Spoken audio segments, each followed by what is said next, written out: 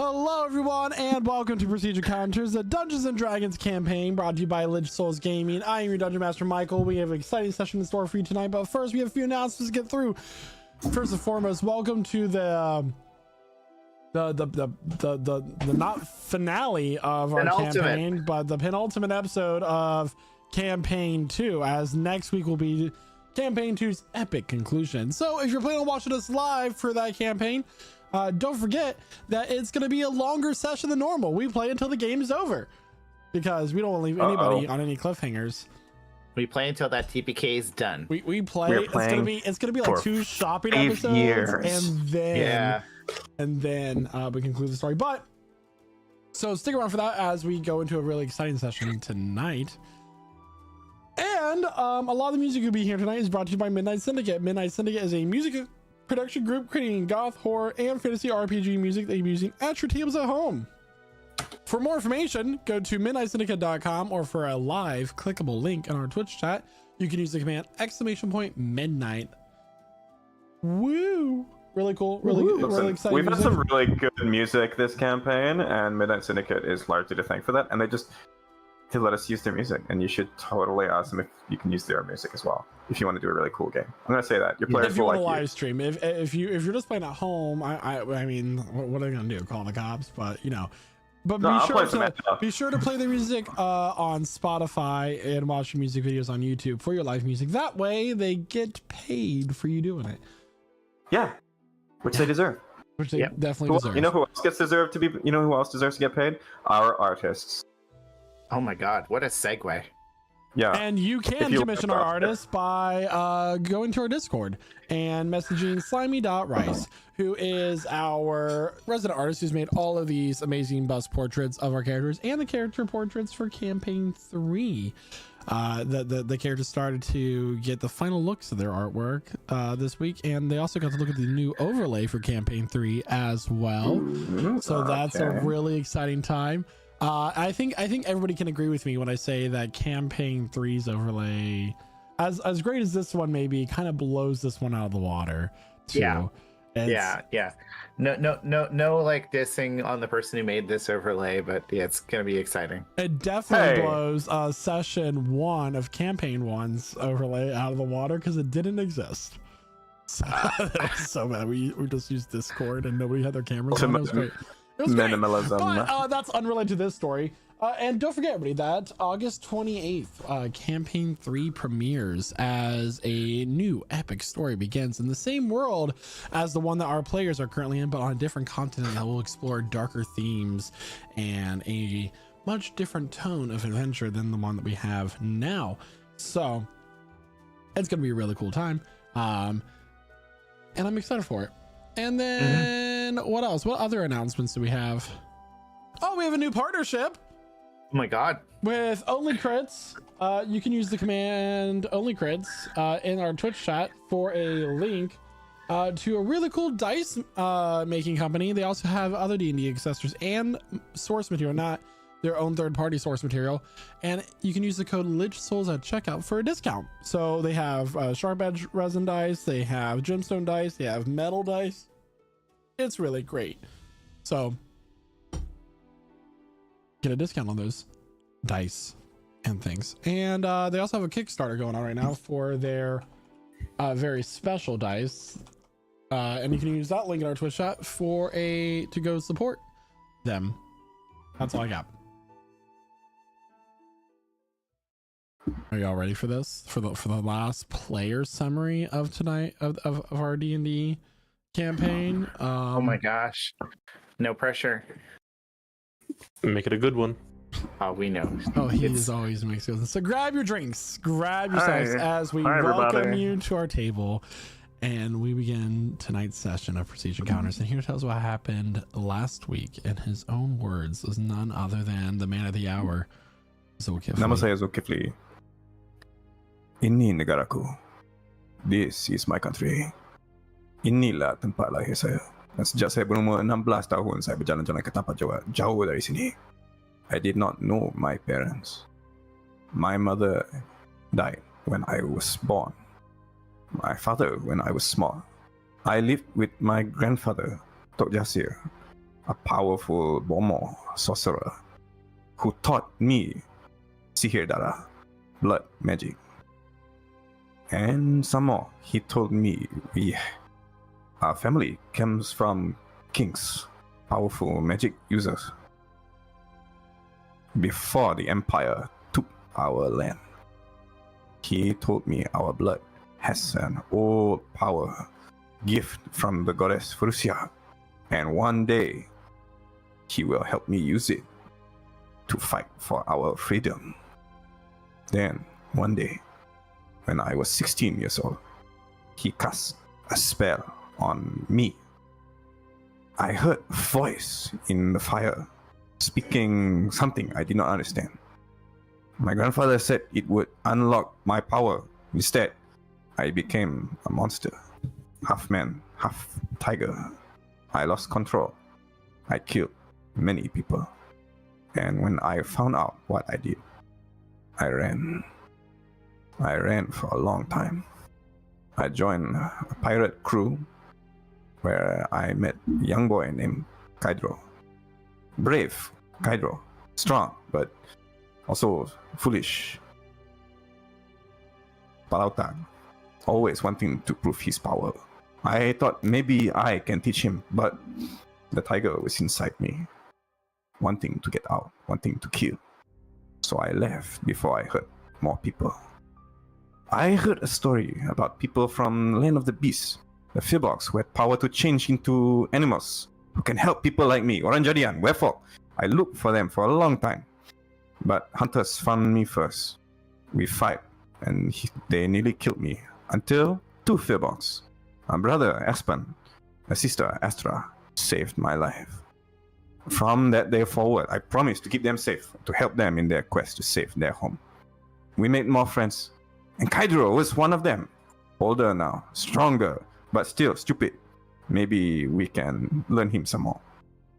Together we travel across the land. Everywhere we go, we heard of the Coven, powerful magic people who wanted to kill the gods, set free primordial monsters, and take the world for themselves.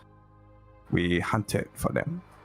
Some of us died, including Astra. And Kaidro, we thought he was killed by a white dragon, but we keep fighting. Now we have freed the Firbolgs' homeland, and we have cured them of their curse. I have learned how to master the tiger inside me, and I am not scared to lose control anymore. And something else.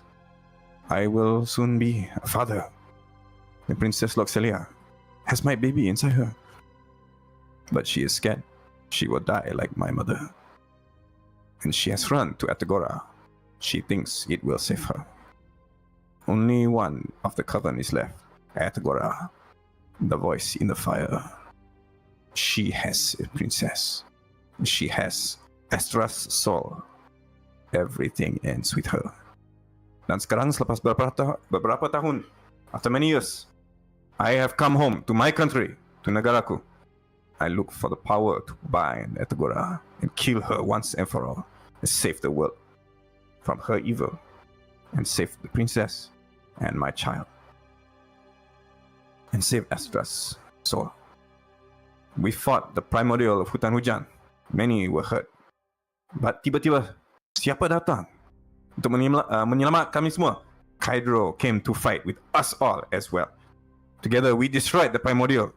And now we arrive at the Temple of Frusia, in the center of the forest. And who do I find here but my grandfather, still alive, now using his blood magic to cast some spell.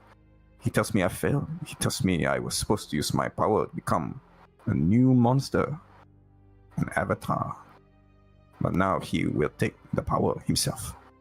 I realize now, he only wanted to use me. Before I could stop him, he fell into the pool of blood and came out again. Now, a giant Raksasa Harimau. This will not stop me. I will fight. And I will have the power to stop Atagora.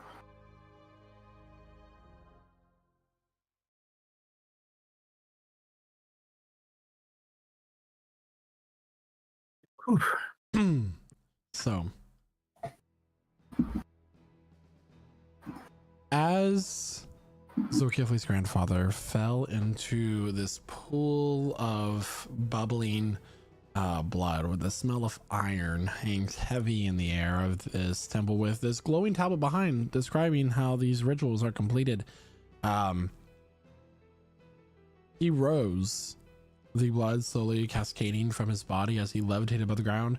As he tripled in size, he is now this massive avatar of some sort of tiger god, one that you have not seen other than just briefly made aware of through Zulkifli's passing words. He appears to have taken on the form of Feracia, the demon princess of ferocious beasts. As a crown of fire forms around his head, his eyes glowing with malice and hunger. This is where we're going to go ahead and roll for initiative, everybody. Natural A one. natural one, straight up. Straight Thanks, up D&D. first roll of the session. I like it this Can way. I, I prefer it actually. Yeah. Can I have access to Revelor's sheet, please? Yes. The character token, sorry. Yes, let me get that for you. Thank you. Secret tunnel.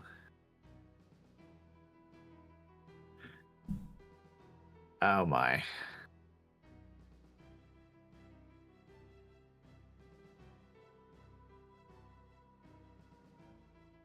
You Feracia. should have We can do access this. now. Yep. And I will say, at the start of initiative, the hands of this avatar come together as this light, this dark light, begins to form, and it ripples out from the body. But Aspen's shield begins to glow as this light is repelled off of all of you. The godlike powers that this form has taken on is repelled. Oh, Ooh, yay! we did Yes, it. sir. It's always nice to have a magic item that just does what it needs to do without taking up your actions or bonus actions or anything like that. So, Yeah, that's the no Good UX. shield. That's really good UX right there. just so everybody has a visual of what the aura looks like, let me give you that. Wow. We knew That this is is what cool. the shield did. That What is quite is big. what is the range of your spore aura? 10 feet. Spora. Does he get a Spora from Sephora? Yeah. Anyway, let's go to bring up the visual. And is everybody on the board? From what you can see, this is really funny, Zulkifli, because the avatar also rolled a natural one. Oh crap. Ooh, They don't but does it wanna have hurt each other. 20 decks like me? It doesn't. Ooh, It has 29 decks. ooh. We'll find out. All right, everybody. So first up on the initiative order is going to be Revelor. Okay. So we're going to bonus action steady aim. That's something he does. I'm gonna whip out the Thunderbus and blast him. So with steady aim, it's advantage. Is it gonna let me roll? No, so I'm just gonna roll it twice. That's not very fun. So a natural 20 for 33. 33. 33 hits. Oh boy. You had to Okay. think about that. That's awesome. So 1d6, 1d10 plus 6. Okay, so 2d10. As you can see, that we currently have Revelor out for the beginning of the 12. session. So Tora, also known as Josh, will be taking over for him temporarily until he is able to join us after the mid-session break. Features. Imagine having like real life Um, things go on. Like, come on. Yeah, right? Sneak attack damage is also doubled on a crit, correct? Yeah, all yes. dice. Okay, Yes. so 8d6. Nope, that's 68. Ignore that. Sorry, that's my fault. 8d6. So 18 plus 11 is 29 plus 12. 41. 41 points total of what type of damage? So Was this with a thunderbuss? so the 12 will be thunder, and then the sneak attack is that also thunder? Yeah. Mm-hmm. Okay, so it's 41 thunder. 41 points of thunder damage, which it will take completely. Awesome. And then I will use second attack, which is not at advantage this time. He's got another? He does. For a 22. 22 will just hit. Ooh, so that one will just be 12 thunder that time. 12 points of thunder damage. All right. And I believe that's all. Steady aim bonus action, so I can't move. 2 attacks on the action. Yep, that'll be all on his turn. All right. So, Revelor quickly laying out these 2 rapid shots of thunderous energy from his thunderbuss, lands 2 blows into the avatar of Feracia. And with that is now Tora's turn with Kydro on deck. Okay, so Tora is going to use Unbreakable Majesty, Awesome Source, Coolio as his bonus action, and then for his action, he's going to use an Eldritch Blast. Well, why not? So that's going to be 3 attacks. So the first one's only a 15. 15 will miss. Misses. The second one's going to be a 24. 24 will hit. Okay, I'll roll the third one to hit first, and then I'll do damage after. Only a 16 for that one to hit. 16 will not hit. Okay, so just 1d10 of damage. Oh, it's only going to be 2 force damage on that bad boy. All right. Still takes it. Cool, but I am going to run... How, with this bush, is it something you can, like the one to my right, is it something you can like hide in, or is it like a surface level bush? If you go into the bush, it's going to obscure your vision. So you'll technically have the blinded condition. Because Okay, I'm not going to do that then. through, like, go hide in a bush and try to look out easily. Yeah, that's fair. That's fair. I'll just stand next to the bush then, kind of Alright. away from the group. All right. And that'll be all. All right, Kydro, it is now your turn. Kydro. Alright, so you guys are gonna see an ultra rare Kydro longbow attack right now. So he's going to use 45 feet of movement to run up to this rock. How big is this rock? The rock is about 10 feet tall and 15 feet across. So if he were to shoot from like cover without like providing a little bit of cover, So right now I will say that you have like half cover behind the rock from its current point of view, but that's could be easily fixed. cool. I do have 5 feet of movement remaining. So from this point, Kydro is going to use a longbow attack.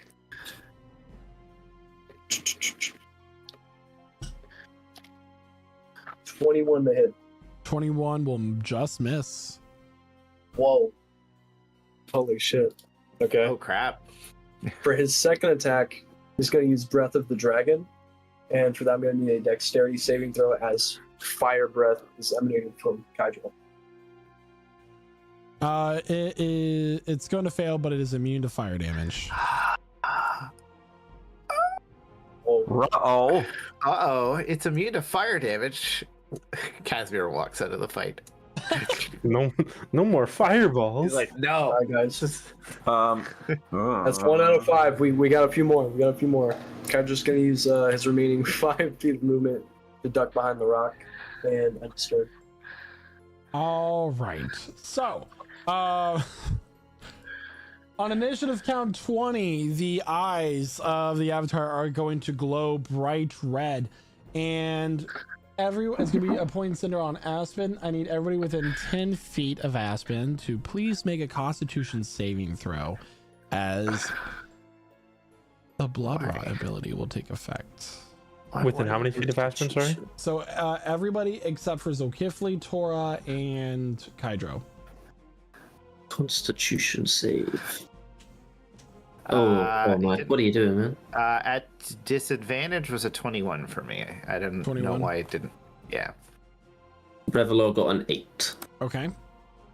Don't forget That's that it. you're +5 from Pudak if you're within range of Oh. Pudak. 26. Okay. Okay. 15. 8. 13. All right. So, everybody who got less than a 25 are going to experience the same effects as the slow spell until the end of their next turn. As you feel your blood begin to pool within your veins. For those of you who need a reminder of what that is, it's a -2 penalty put to your AC and Dexterity saving throw, and you cannot use reactions.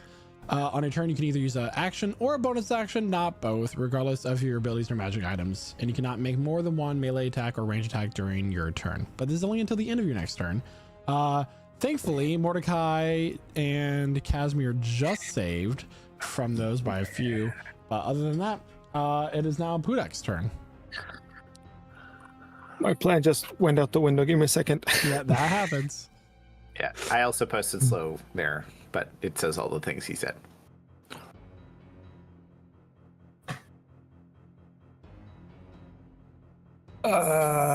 Okay, because whatever.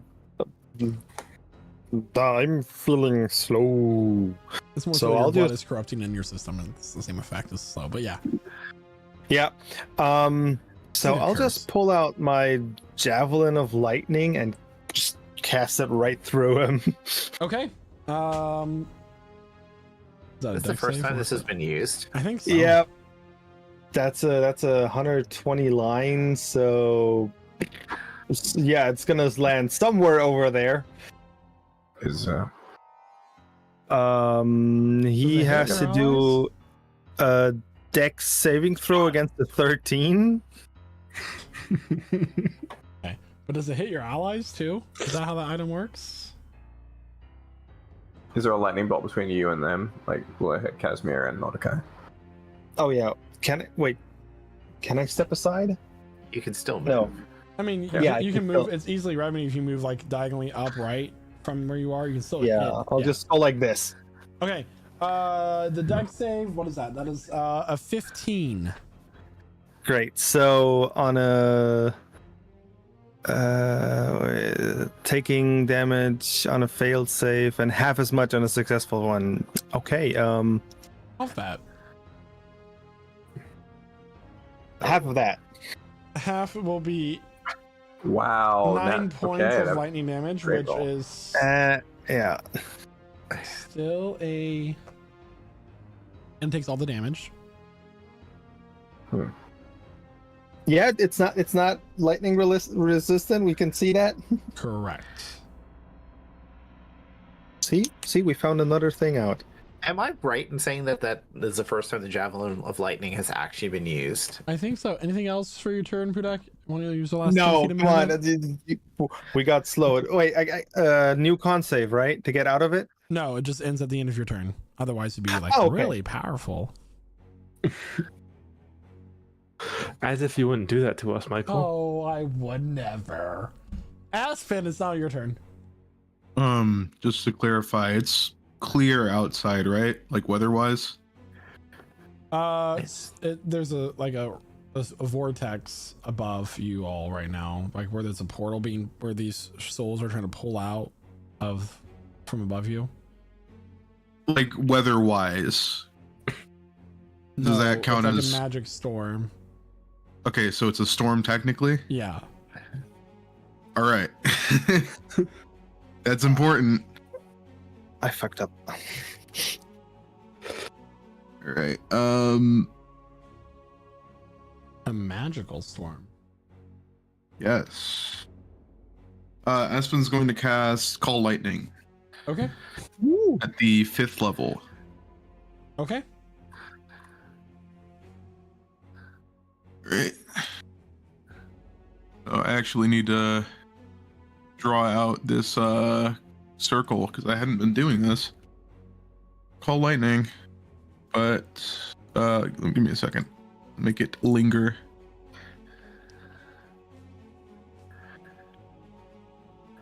What? Yes, that entire area is now covered in dense clouds, and a strike of lightning will appear. All Is it right. above them or is the area obscured? It's above them. It's Okay. like in the sky. Okay. As Right. just call the cloud in. Yeah, I'm abusing the stormy conditions. Use the Yeah. tools Right. given to you. Give me Yes. the weather report. I will. It looks like a blood storm just turned into a lightning storm. So I need a dexterity saving throw. That's gonna be a 20. That's going to be a 20. A 20 fails. I know. Ooh. All right. So I'll choose to succeed. choose to succeed. Okay, you take half of 36 lightning I'll take damage. it. So that is 18. Okay. Any movement? Sure. Aspen will move 15 feet this way. All right, and it's now Casimir's turn. Yes, it is. So Casimir's going to open up with full confidence with a 4th level lightning bolt, which I'm going to move first so I don't lightning my friends. Okay. Hip hip hooray! All right, so let's do this. I'm going to need a saving throw of Dex 18, or take not much damage. That is gonna be a 16. I'll take it. That fails. So 25 lightning damage. And Casimir is going to activate. You know what I'm doing. Come on, guys. I do what I do. Blade Song. Okay. Powers activate. And he's going to stay near Mr. Bonus. And that's my turn. All right. Good decision. Zulkifli. Zulkifli flexes his claws, slashes down across his chest, and I'll use Crimson Right and take 1d8 points of damage real quick, which will now place it on both my bow and my claw. Ooh, I rolled just a 1 on the damage! Nice. It's a good day. Psychic damage now on both the claws and the longbow, which I draw, and I pull back a couple of arrows, well, one arrow and then another really quick. I move about 25 feet there to the side and fire 2 shots. First shot is... That's better. 32. 32 will hit. 19 points of magical piercing damage with a full 8 of which is psychic damage. 19 total. Good. Takes full damage. I'll fire. Oh, sorry. Rolling another. You said what's the bonus damage on your weapon? Psychic. Okay. The next attack was a 17 to hit. That will unfortunately. Miss. Okay, second shot misses. So only 19 points of damage for me today, sir. Well, this turn. We'll see. All right, Mordecai, it's now your turn. Okay, Mordecai's gonna do what he does best and walk forward. That's a very specific thing you're to be really good at. And then he's gonna cast Draconic Transformation. Make me a DC 21 dexterity saving throw as I sprout wings and breathe fire or force breath. It's really stinky breath all over this dude. Okay. What's the save? DC 21 dex save, I believe. That will be a 14 for my dex save. Takes 24 force damage. Okay. And I'm then gonna cast Sacred Flame on it. Oh, God. Secret flame. DC 21 dex save again. 13. That's 9. Oh, my God. Radiant Sacred Flame damage. worked. Yeah, I love it. You are now better than Shadowheart. Well, it was either that or Firebolt. We already know fire doesn't do much. Yeah. Sorry, Shadowheart. And then I'll end my turn. That's it. All right. So it is now its turn. That is correct. It is going to use its range. It's gonna do a range attack. So the first one is. I dropped my D20 on the floor. Give me one second. Your grandfather just wanted a hug, and now we have to kill him. All right. So first attack is gonna be on Zulkifli. Zulkifli, that is gonna be a 24 to hit. Hits. So as Dr. Seer raises his arm, part of this pool of blood goes launching towards Zulkifli and soaks into him.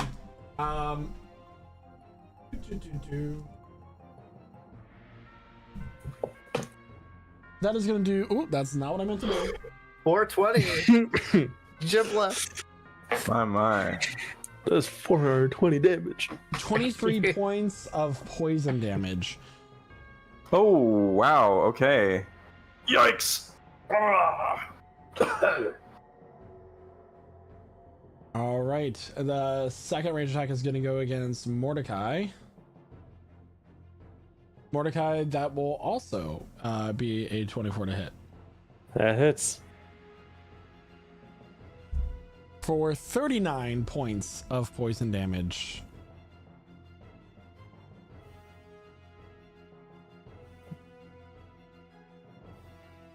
And then, as this, I did it again.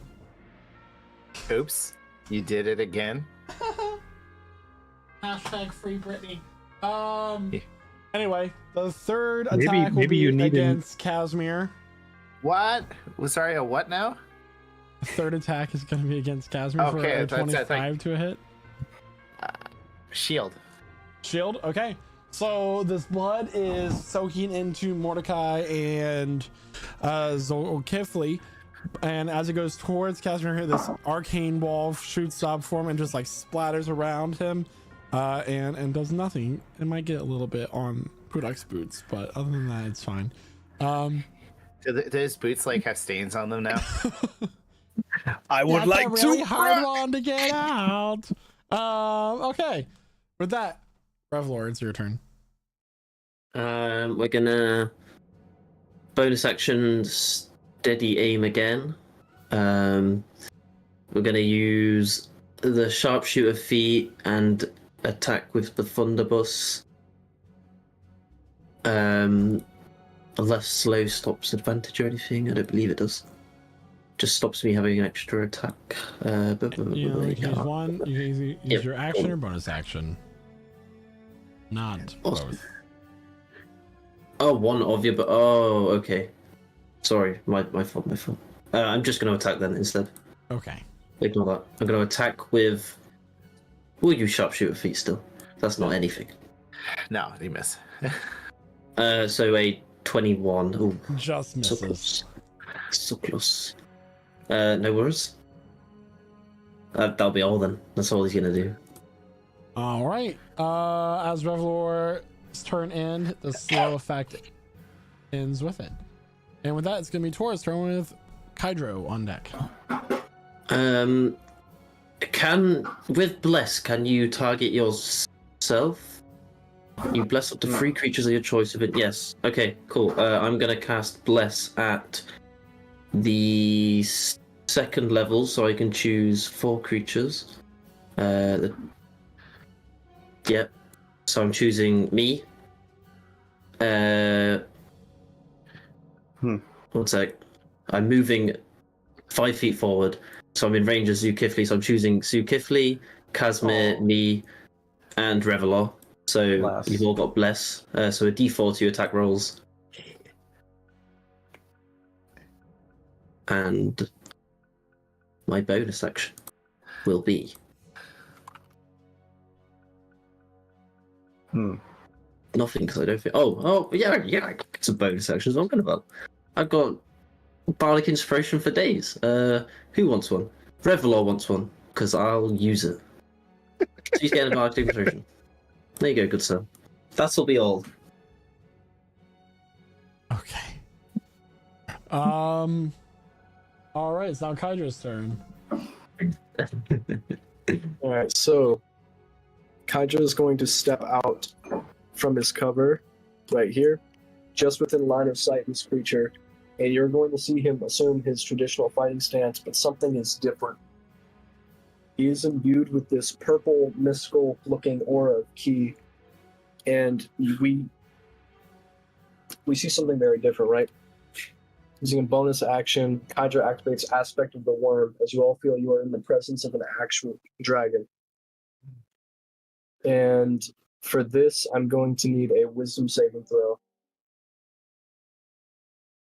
Okay.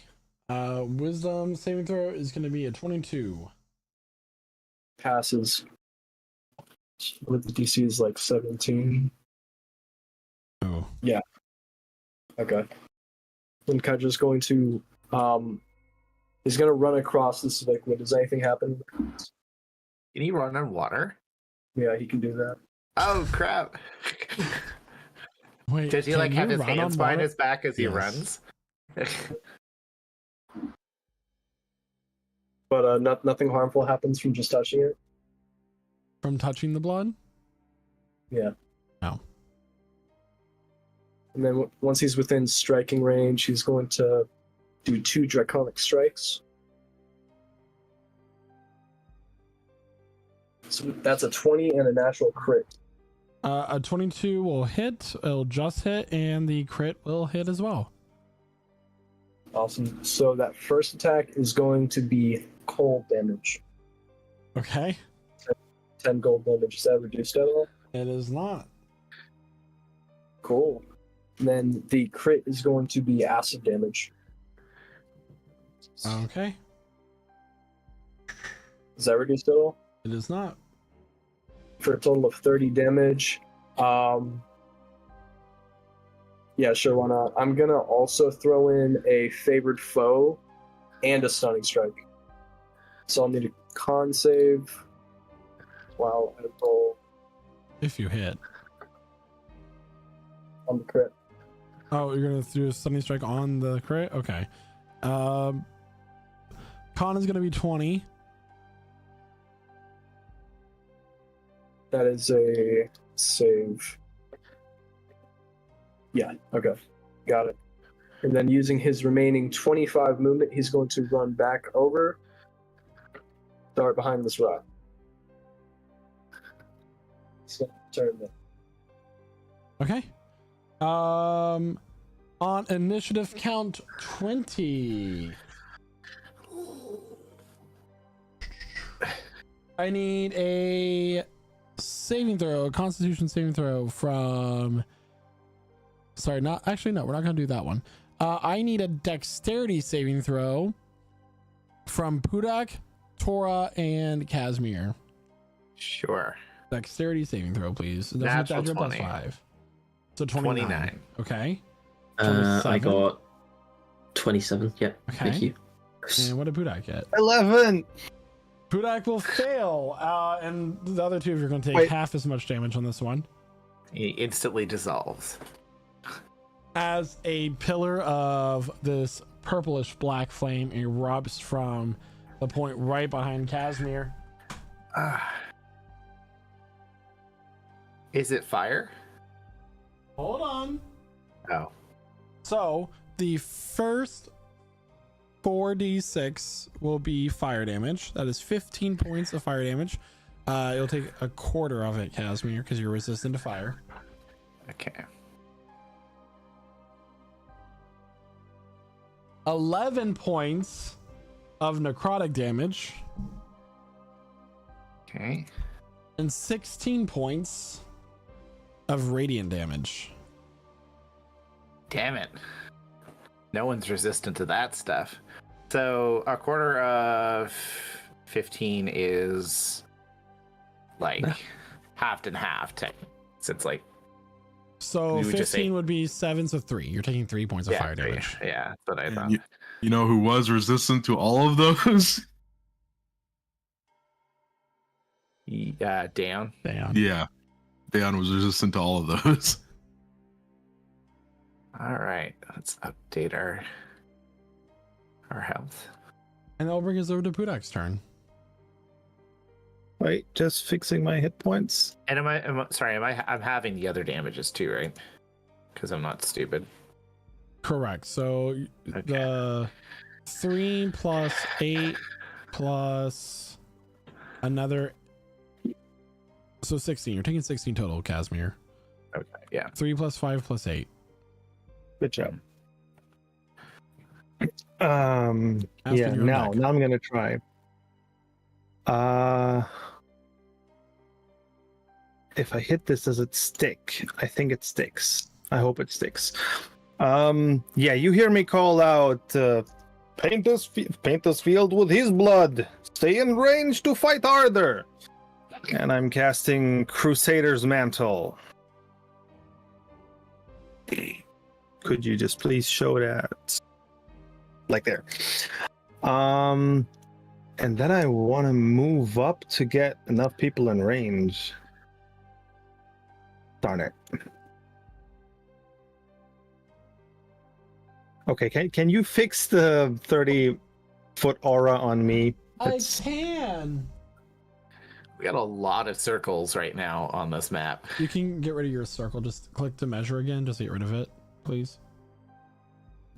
I'm trying. Wait. And Yeah. we also don't need the storm cloud circle at the moment, I don't think. Okay. All right. Perfect. Thank you. I guess I'll just remember Um, where the origin point is based I on mean, the you can ripples. draw it rather than having an overlapping circle. If you want to like Would lay it down that- and then draw over it. Revel- It's all right. Wait, if I move one more up. Yeah, so Reveler can just walk in and the other one can reach and punch and do his whole thing. That ends my turn. All right. At the end of your turn, Oh, wait, as bonus action, I'm getting back a spell slot. Done. Sorry. okay, at the end of your turn, Togdrasir here is going to use one of his legendary actions, and he's Oh, no. going to teleport right here. He Uh-oh. moved. Oh no. All right. What It's do you mean? Oh Aspen's no, turn. that's good. He's in range now. All right. He just okay. All right. All right. Cool. Aspen will use his bonus action to give himself a blood boon, and I guess just flavoring wise, it's an important distinction because we're in the presence of blood magic users. Aspen's blood magic prioritizes his own sacrifices instead of concentrating on other people's blood. It's a small but cool detail. But yeah, he gives himself a blood boon, and he will cast blindness on this man. Blindness. Yes, He is On immune to this the blinding man. condition. he's immune to the blinded condition. Okay, interesting. At least I know that now. It only costed a second level spell slot. Yeah. All right. And I guess Aspen will reposition himself a little bit.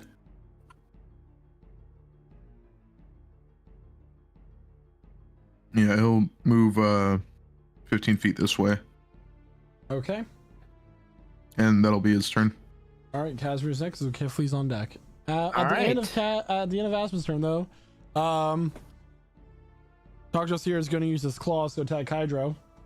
No. Oh no. His one weakness, being hurt. Hydro does a 25 hit. Was that with disadvantage? Oh, it is not. Thank you. Oh, That's a natural 20. So the 25 does I'll that take the 25. Yeah. I'll take the 25, and it does hit. Yeah. hit? Yeah, it does hit actually. All right. So the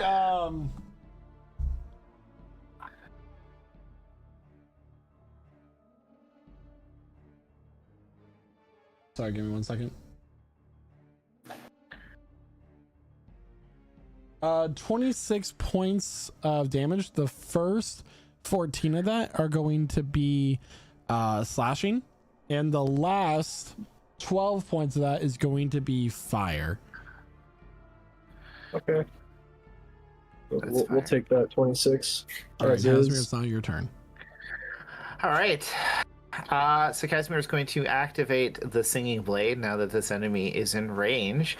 And we're going to go with the Arya this time. Okay. So it's now imbued with force damage. Okay. And he's not going to fly. He's just going to, not be on the ground anymore. He's like flying above the ground, which is just like the ultimate flex. It's like unnecessary and makes me happy. And go for some attacks. Yeah, it's a thing. You have blessed, don't forget. Yeah, bless yourself.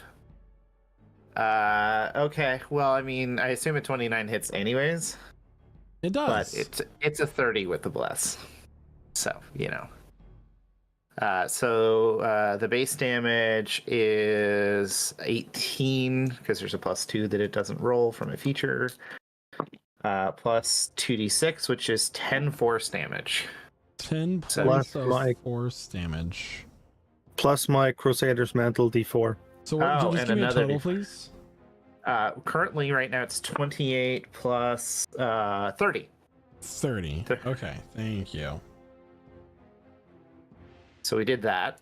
It's better than most fireballs Casimir uses, so let's go again. That's a 30. I'll throw in a question. Crusader's Mantle does radiant damage. Does that make a difference? How much was the radiant damage? 2. 2. It's going to be reduced to 1. Okay, so it's 29 instead. So it's a 34 to hit. 34 hits. So that's 15 base plus 9 force damage, which is 24 plus the radiant, which is another 4 divided by 2, so it's 2. So it's 26 damage total. Okay. Yeah, and Casimir's gonna stand there and take what's coming. That's my turn. At the end of your turn, he's going to make his attack against you. This Yeah, is his last legendary action for this turn. that sounds like a thing. That's going to be a 20 to hit, which I don't think hits. No, it doesn't. All right.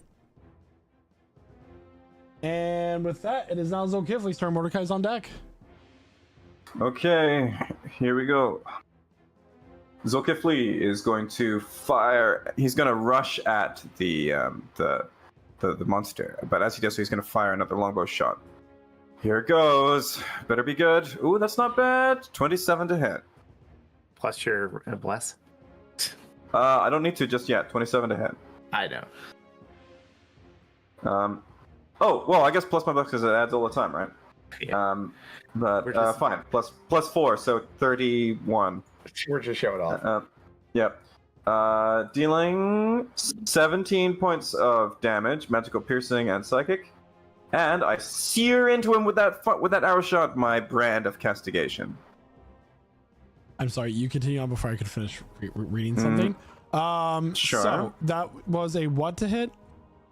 So it was a 31 to hit. Okay, There's a never 31 hit. 31 does Okay, hit. So what's the thanks. total damage? Cool, awesome. 17 points of damage. Okay, thank you. Wait, again, you are in my aura too, so D4 halved. I was in. Oh, really? For okay. the extra radiant damage you get to deal. Yeah, the Oh, 30 really? foot Okay. circle. Half of 1. So 1? One. I think that rounds up. Yep. Okay. So, I'm going to use my movement and run at this thing. Every point counts. And take a strike at it with my claws. Now at advantage as I hone in on the marked creature thanks to my brand. And that's 23 to hit. And then you get your plus. Are you blessed? Oh, yeah. Then I get hit in the bone. Sorry, 27 to hit. 27. So as you go to attack with advantage against this creature, the blood that was splattered on you from that attack sinks into you, and he's going to use his blood curse of the eyeless on you. Gross. Oh no. So you get to roll his Hemocraft die to subtract from my attack roll, which is 27. Correct. Oh god. Going for a 5 or Okay. more. I got a 6. So it's actually Ooh, going so 21. to miss. Just miss. Oh. Okay. Yeah. So now that this ability has been revealed, so when he uses his that blood attack that I did earlier, the blood is splattered on you, and if you choose to, you can use your action to wipe it off, and then he can't use those abilities on you. Oh. Oh, good to know. Well, that was an attack with my extra attack, so I do get a bonus action attack. I'm gonna attempt again. I'm out of actions, but I do have a bonus action attack. It will be 27 to hit. 27 will hit. I will deal now. I'm going to use my tattoo to empower my attack. 29 points of damage if he takes necrotic damage to the fullest extent. Otherwise, I can tell you how much Necrotic was. damage is halved. Okay, good to know. 8, 9, 14 points of necrotic damage, half to 7. So it's 22 points of damage total. 22. All And right. again, that 1d4. Oh, 1d4 extra. Thank you. 1. Plus 2. So, yeah, 24 points of damage to him. All right. So far, like an extra 6 points of radiant damage has been 21. dealt against him. Huzzah! 23. Yeah, got it. Who knew that Love it. that a god would be resistant to radiant damage? Mordecai, it is your turn. I'm gonna fly up You said here. you're walking. Me? Yeah, you said you're good at walking. Now you're flying. Yeah, I was walking earlier, and now I'm flying. Listen, the walking is what he does best. The flying is what he does sort of okay. Yeah. But then he had those boots made. He's still gonna do it. So make me a DC 21 dex save. 22. It succeeds, so it takes half of 26. So I cast near 13 you. force damage. All right. So, what is this minus that? Okay. Got it. And then on top of that, I'm gonna cast Disintegrate. Okay. Make me DC 21 dex save. I don't wanna. 18. That's a fail. It takes 76 force damage. Oh god. Look carefully. He's beating up your grandpa. Do something about it. Please. How many times we gotta teach you this lesson, old man? Okay. Then I'm gonna You fly brought back. this on yourself, old man. I'm gonna flutter back over here because no, my flying's not very good. It's only a flutter. Is it? Oh, It was like dragon wings. Well, I have 2 sets of wings right now, so they're kind of interfering with each other. So you know it's Like banging into each other. yeah. It's like just like the sound of two hands clapping together. sounded to something clapping together. Anyway, it is Wheels of now, eyes. it is now Toxic Seer's turn. He is going to begin casting a spell. Can I do an Arcana check to see what level spell it is? Make an Arcana check. This Cool. actually is just how you determine what the spell is and if you want to counter it or not. Yeah. 18? 18. You know, you've seen the spell cast before. This is the spell Acid Cloud, previously cast by Acid. Mordecai. All right, I don't know what level that is. So let's counter It's it a 5th level at spell. Okay. Yeah, let's just do a 5th level counter then. All right. I got no time for that stuff. So as he begins to cast the spell Acid Cloud, Casimir recognizes its dangerous potential, that it would do 10d10 acid damage through the space of every creature he would move through. Casimir quickly counters it. Yes. And he's So unable it's to like- do it. Counter. Okay. It is now Cormac's turn. Do I have to do like Okay. no hand moves? I know Pudak said to move into his aura, but I'd rather do sneak attack damage, so I'm gonna bonus action, steady aim, and attack with advantage on my first turn. Sorry, Pudak. No, Or that's A. legit. I'm going to use Bless first. That's always good fun. For 1. And then I'm going to use my Bardic Inspiration for a 3, so +4, so 18 + 4. 22. 22. 22 will just hit. Ooh, thank the Lord. For 27 points of thunderous damage. Was it lightning damage? Thunder damage. What was the total one more time? 27. 27. Okay, thank you. No worries. And then he's gonna do it again. Wow, this is so easy. How does he struggle playing this? For a 30. So that's where you have to. You should always use sharpshooter in the second attack. The second attack. sorry, that's 30 my fault. hits. Shady. Only 12 points of awesome damage. All right. Wow. Bonus action to the aims. We can't move. Action. Oh, I forgot to use grip points again. Never mind. It's fine. That'll do. All right. At the end of Cormac's turn, he is going to make an attack against Kydro. Precious Kydro with disadvantage. With No, wait, disadvantage. you haven't had your turn yet. Oh You haven't had your my. turn yet, so you're still considered that advantage, I believe. You get that Because you effect hit. back at the beginning of your next turn after you get hit, correct? Right, Cloak of yeah, that's displacement? true. Okay. So 31 to hit. Sorry, 32 to hit. Silvery barbs, because I feel like it. Awesome. 21 to hit. That's on my AC. All right, so it hits. Bonus- Except I used my reaction to use Blood Curse of the Eyeless right back at him. Did you just Uno reverse card me? Motherfucker. -7 to your attack roll. Gotcha. It's fine. It's fine. Okay, so Um, as he goes to attack, wait, he's immune to the blinding condition. It does not work. I'm. Yeah. Actually, it's not so much that I'm. I don't know. Well, oh yeah, create me to the blind. You got it. That's right. I was like, oh, actually, but no, you got it. You did the thing. Ah! Cheating. 24 Still gets points of damage to Kydro as this claw comes sweeping past you. You're not resistant to fire, are you? Okay. No. Okay, so 24. I'm also going to give the advantage to Kydro. So if he wants to use his reaction to make an attack right now, he can make one single attack. I think he will use one Kydro attack. They're branded.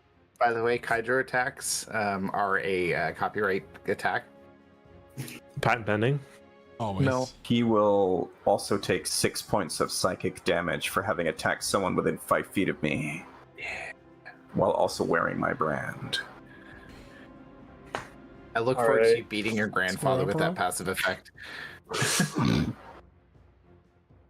Alright, so he's gonna throw out a little 18.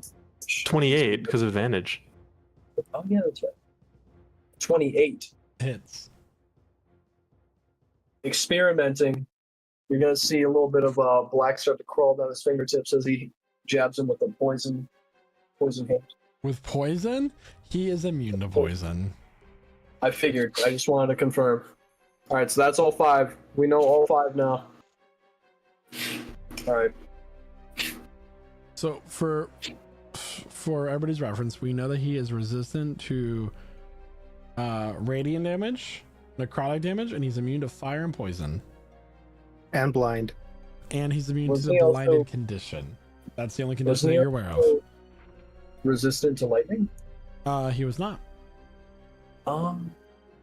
This was her. Okay.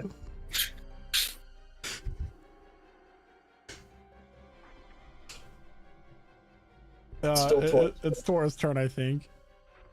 Awesome sauce.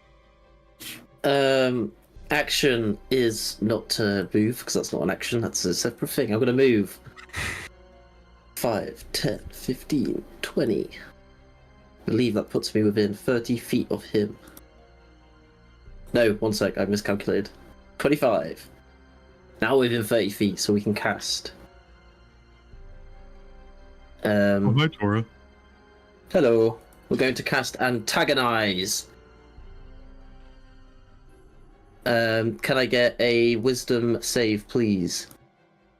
How do you antagonize this creature?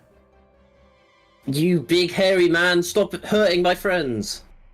Something like that. I think you should just have catnip. You are so polite. Give him the zoomies. Oh, wisdom save? That's a 17, which I think fails. He fails. So he's going to take 14 psychic damage. And a miss. Oh, wait. Oh, this is an awful spell. Why have I done this? Wait. No, this is an awful spell. Guys, I messed up. He's going to use his reaction. I will let you take it back because you did not fully understand the spell, which I normally don't do. But I'll let you, if you want to do something else for this turn, I will let you do it because. Did he summon an Alec? I'm so sorry. It's not fair to the other teammates for you to command this creature use its reaction to attack one of your allies. It is another creature, sure. I mean, but in my defense, D&D spells usually just have waffle in the first bit, so I just read like the last bit, which was like the target takes disadvantage on the next attack roll it makes. I was like, that's awesome. And then no, it doesn't do that. Sorry, that's not what happens. I still move though, because that. You could use that on us. We take damage and we'd make it attack if we had a reaction. That's weird. Yeah, I don't want to hurt your guys' feelings, so let's not. Hydra's immune to getting his feelings hurt, so you could use it on him. Okay, I call. I'll do it on Kydra then. Why not? No, I'm joking. He's already used his reaction. Yeah, that's true. oh man. Has people in range. Sorry, 1 second. Just let me. I'll just use Chromatic Orb. Why not? I'll use it at 5th level, and I'll use Thunder to hit for a 23. Togras here will use his reaction to reflect the spell back to you.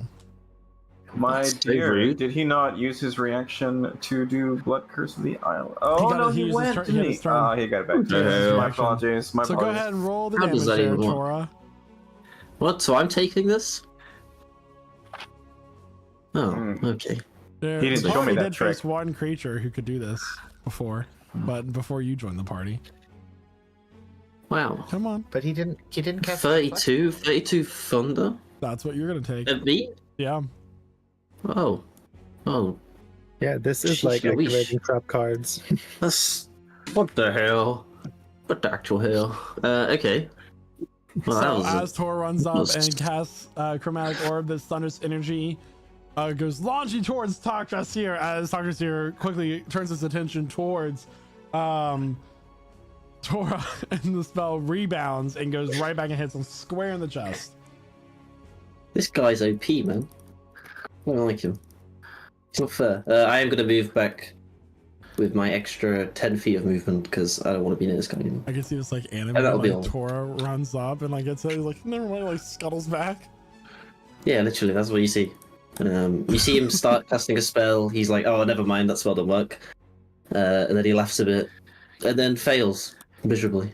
Can you not counterspell yourself? Apparently not. I don't have counterspell because I'm not a nerd.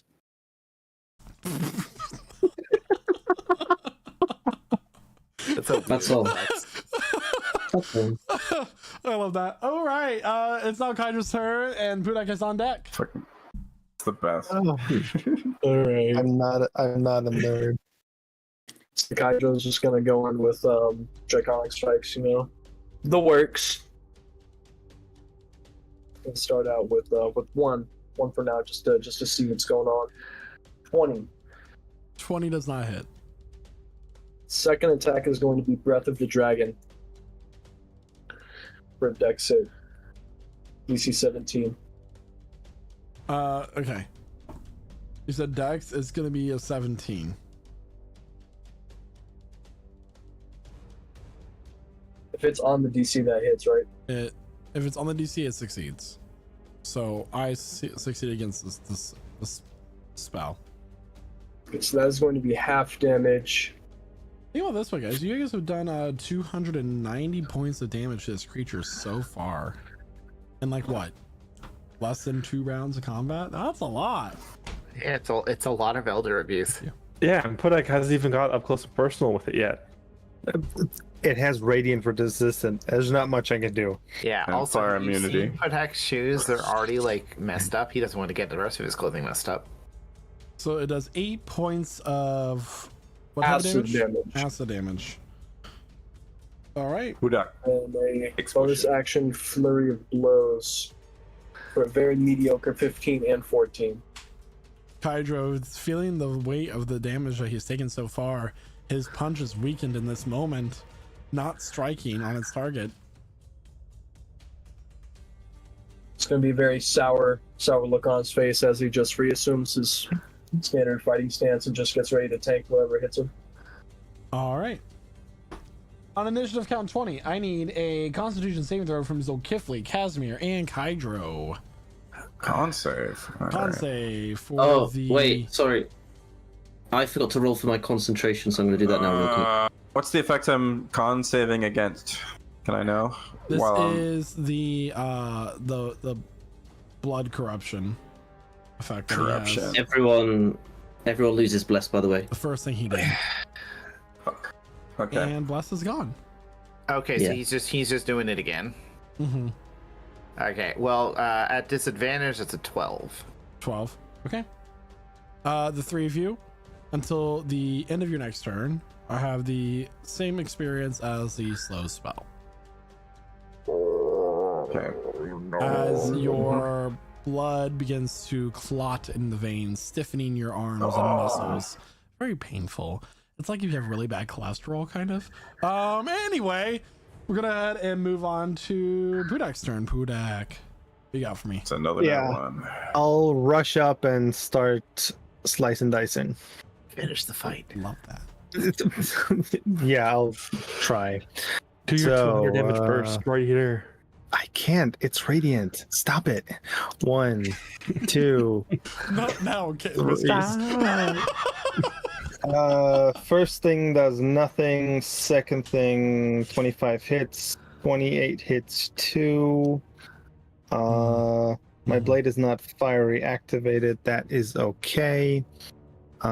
Sneak attack, strike of giant, and because 2 hits 1, 2. Math. Now here we go. 16 plus 17. Don't forget, everybody, to check out Found Familiar Coffee. Use the code LICHSOULS at checkout for a great 10% off. Exclamation point coffee in chat. Are you having found familiar coffee today? I actually made some delicious lattes using it for our Excellent. production crew on my side of the screen. Why is Can your latte you- orange? Can you roll a wisdom saving throw against 21, please? Is Wisdom saving against 21? What was your Yeah. question, Caleb? Why does it look orange? Oh, because Or I'm using yellow. pumpkin spice creamer. Oh, Natural okay. 1 on my wisdom save. Yeah. I'm invisible. But he takes and he takes 45 damage, and I have everything I have to have.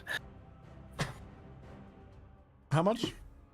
45. 35. Amazing. 40. 4, 5. 45. Amazing. For me. What? He's going second stage now? No. Call an ambulance. Call an ambulance. He's not at half health yet. What are you talking about?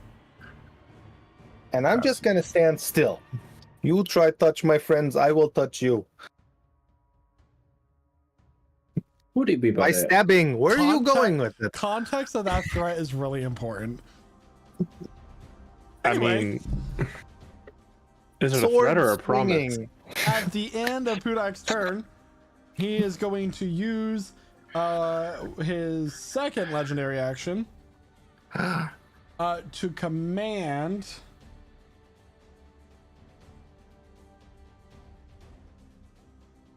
He's going to command Zulkifli to grovel. Okay. Oh, Wisdom saving throw. Wisdom saving throw, please. Here we go. respect your elders. It's a charm thing, is it not? Command. Is it enchantment? Is it a charm effect? Let me get this pulled up. I know what the Just command set this spell does, but I'm like, I don't need to pull this up, but guess what I gotta do? Yeah. You're in range that's of right. me. Just want to know if I got advantage on it. Tell you what.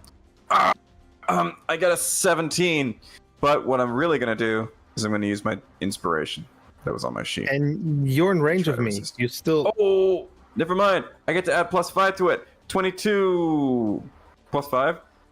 The DC was 20, 22 so to you ballistic succeed. Big old paladin things. My knees start to buckle, and then I feel this a wash of glow, faith within me from another I have met, Hudak River Speaker, who speaks to the river inside me. The river. The river is my blood. Thank you for coming to my Yes. blood talk. My friends do not grovel. No, You must Stay on my visit feet. the coursing river. I Okay. very slowly thank Pudak. Democracy. It's your turn. Screw all of you guys.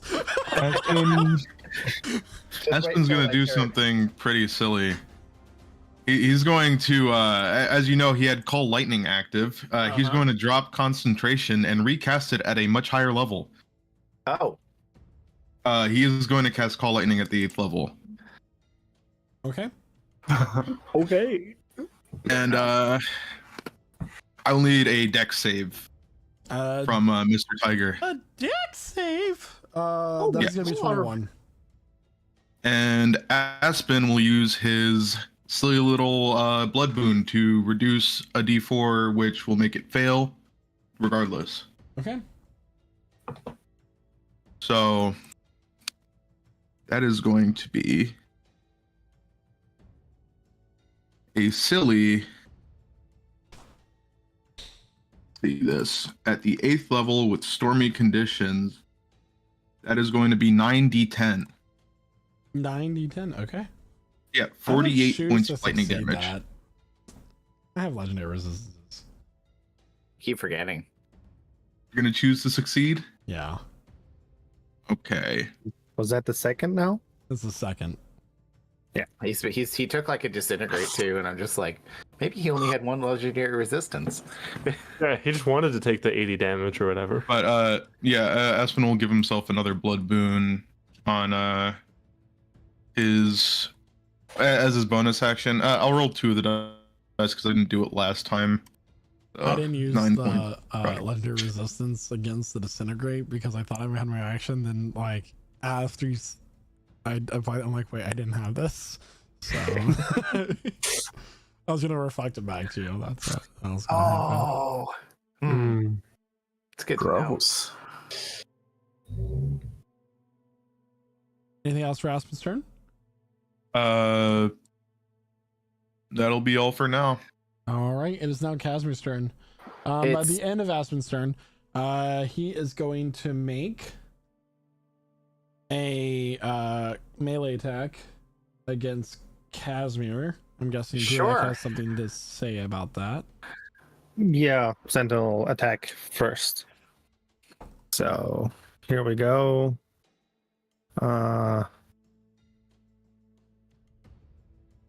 Yeah. Well, that's Wow. I think I'm Not smiting quite. now. On your natural 20. Yeah, I don't know. This has a thing, I mean, right? It's doubled, so if it's in doubled and halved, then it cancels out, right? Yeah, it makes it just normal. So, sneak attack, Crusader's Mantle, and my highest smite, and then we do math again. Ooh. You're prepared. Yep. Don't worry about the smite, because if it's technically doubled, it just stays, right? hmm Right. No. 9 plus 9 plus 4 plus 19. That's 89. Is that with all the radiant damage halved? Yeah, but then doubled, so Okay. That was a good hit. Yeah. It was a great hit. Now we see if he has a better hit. Yes, well, let me carry that. 25 to hit. I don't have a reaction, so yeah, that breaks my AC by 2. Silvery barbs. Oh, Did you not Zilfree Barbs against? It's been my turn since. Okay. So not in a while. Okay. I'd say. Okay, that's gonna be a 24 to hit. still hits by Okay. 1. By 2, actually, because my AC is 23. That is 23 points of damage, but the last 8 of that is going to be fire. So you're actually going to take 4 less damage, so 19. 19. All right. Perfect. So Casimir is now actually injured. I'm going to give advantage to Kydro. So if he wants to use a reaction to make one attack against it, he can choose to do so. Oh yeah. If you're Wait, telling are- Hydra he can hit more, Aren't they all blood cursed right now? Kydro is currently cursed. so he doesn't have a He reaction. does not have. Even with the 21, the DC was above that. The DC was 25. Shit. You literally, I don't think you can succeed against that. No, that was a natural crit, and it was still only 21. All right. Okay. Constitution is not good. Wait, you're in range of me. You had a 26. Oh, look at that. So you do have your reaction. Yeah. Punch him! Do it! Hurry, punch him. Punch him All right. Get him! Get him! Beat him to death. 20. Oh, man. Told you, 20 will miss. All right. All of that. Okay. All right. Casimir, I'm so sorry, but before we start your turn, due to Pudak's last hit, Is it over? Is it getting Kifley, phased? did you have something you had to say? Oh yeah, he takes 6 extra points of psychic damage for dealing damage to a friend of mine within 5 feet of me. Oh, well, thank you. Thank you. An extra headache. Yes. Talk just here. His eyes, the fire in his eyes begins to flicker for just a moment as he grips his side where he was just slashed by this dagger of venom that is Pudak's weapon. And then they ignite with a rage that is new. And he roars as these souls begin to finally tear their way through the sky and begin to descend onto the temple. I need everybody to give me 1 second here to make sure I'm saying the right one. I believe it is a wisdom saving throw.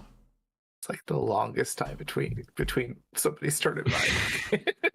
I'm so sorry. There's so much going on. So But it's as he fun. lets out this roar, this if you're immune to being frightened, this has nothing wisdom. to do with you. It have is a advantage wisdom on saving that. throw, please. The DC is going to be a 25. As he lets out this roar and the sight of these souls cascading down onto your location is quite terrifying. And if you fail, you have the frightened condition going forward. You can repeat the same thing at the end of each of your turns. Otherwise, it's for 1 minute. Great. Kydro, Sulkifli, Casimir, and me do not have to roll. Oh, because we're immune. 'Cause you're awesome. Because we're within his range. Oh. Yeah. Yeah. And You cannot Aspen's be immune to being frightened. Aspen's immune because he's a mushroom. Paladins, man. Paladins, man. We're so and like Pudak is so radiant and glorious that the fear of that horror is just overcome in our minds. It's okay. Pudak will save us. Yeah, you can decide to be fearful of the nice tiger thing or of me raging because my boot got blood. I'm like, I only have 1 action, but I can just use prestidigitation to clean it. But no, I want you angry. uh, Oh wow! Yeah. Being paladin is that's whoa. What? What the hell? Oh, he's tiny. Oh, okay. Okay. Oh. I was concerned for a second. Calls reinforcements. He called. I'm still concerned. reinforcements. Yeah, but the big one would make me more concerned. I'm so excited now. I can make them big if you want me to. No, this is No, thank great. you. That's all right. This is all of the things I wanted today.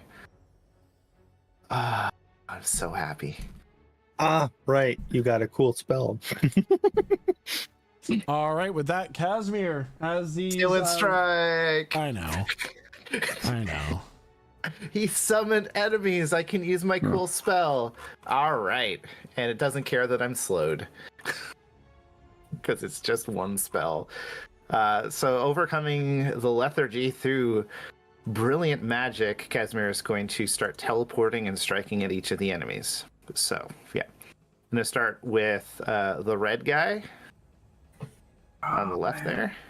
Okay. wind strike is the best. And that I'm assuming misses because it's only a 16, but maybe it isn't.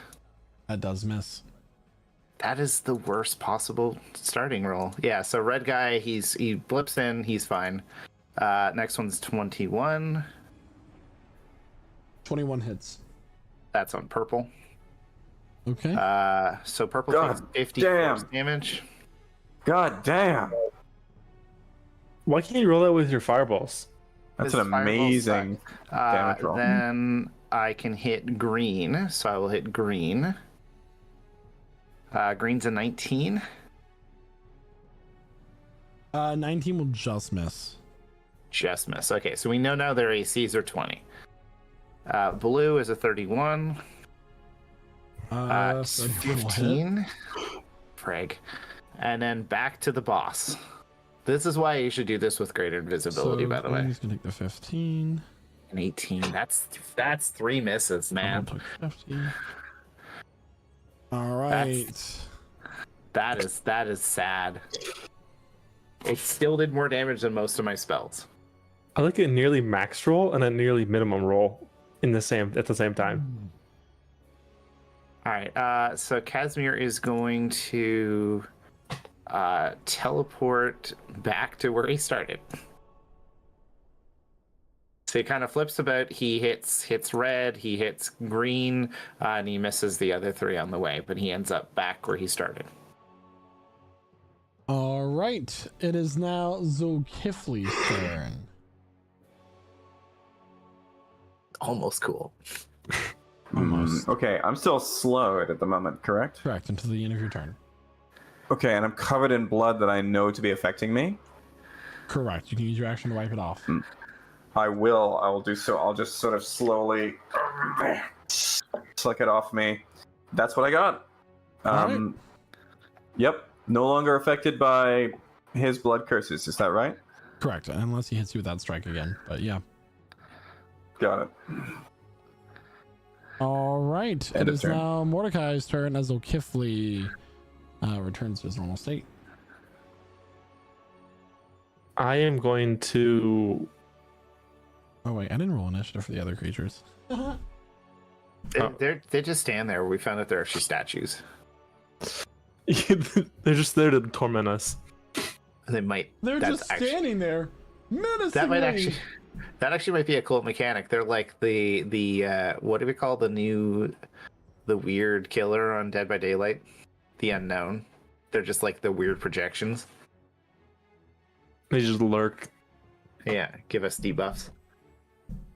Go ahead with your turn. You said go ahead. Yeah. Okay, I'm gonna firebolt the purple guy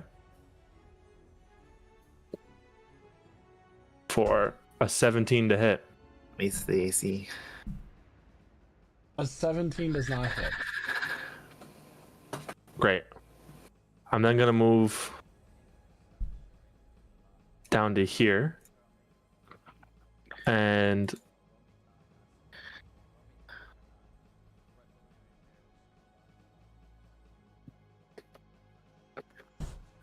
yeah, I can get Move away down with there this. And move down And there and And I'm gonna breathe my stinky breath all over them. So purple, red, and the big bad boss, Zulkifli's grandfather, need to make me dexterity saving throws. All right. DC so 21. the one marked purple is going to get a 24. The one marked red is also going to get a 24. And the boss is going to get a 15. The boss 16, takes sorry. 24. The boss takes 24, and the rest take 12. All right. That's the one marked purple. The purple one has already taken 50 points of damage. The one marked red. Okay. And then I can make my Noted, thank you. scary frightened saved. Yeah. Wisdom. That will Are fail. those undead? Are these are those undead undead creatures? creatures? Yes. Good. 21 fails. Correct. That would have succeeded if you were in a Pudak's range, though, but you're not. Yeah, but I can't move closer to Pudak. Correct. So, you know, I'm kind Yeah, of no. stuck. That's it. It's my turn. Okay. My turn. This creature is going to move here. And it's going to let out a howling screech, this blood-curdling scream. Anybody within a 20-foot radius of the creature, I will need a save.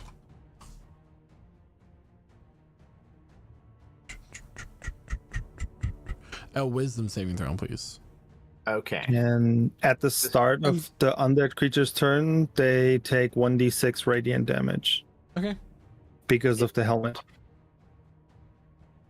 So, red takes 1. Is this a charmed effect?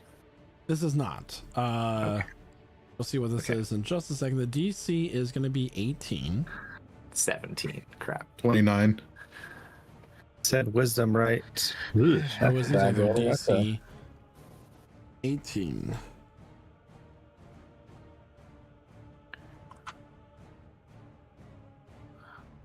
So, as this lets out a terrifying screech, your eardrums begin to bleed. It begins to rattle your brain as the dread of your own death frightens you to the point.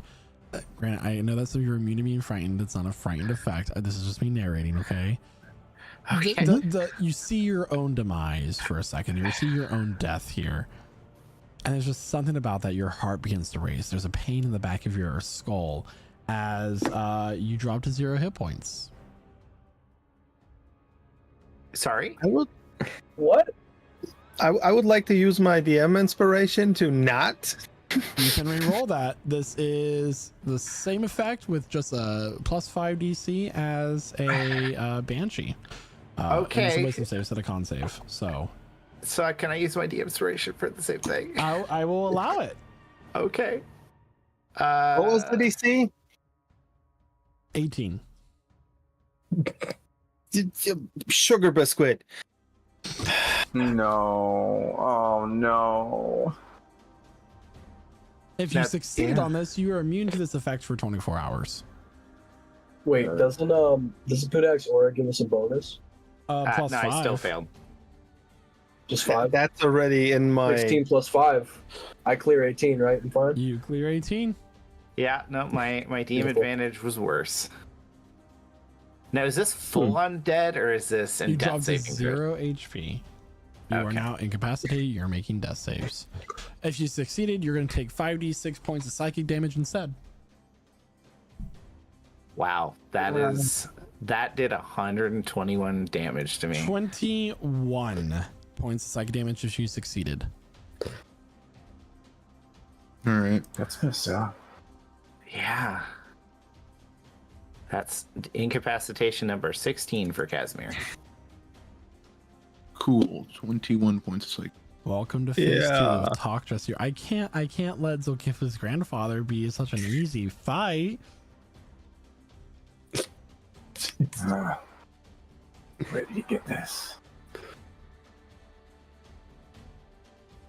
Buddha goes down. My spell goes away. But you can leave the aura for the D6 radiant stuff. Because it still works. Your paladin order works while you're incapacitated too, right? I don't think so. I'm reading it already. All right, it is now Tok'Jasir's turn.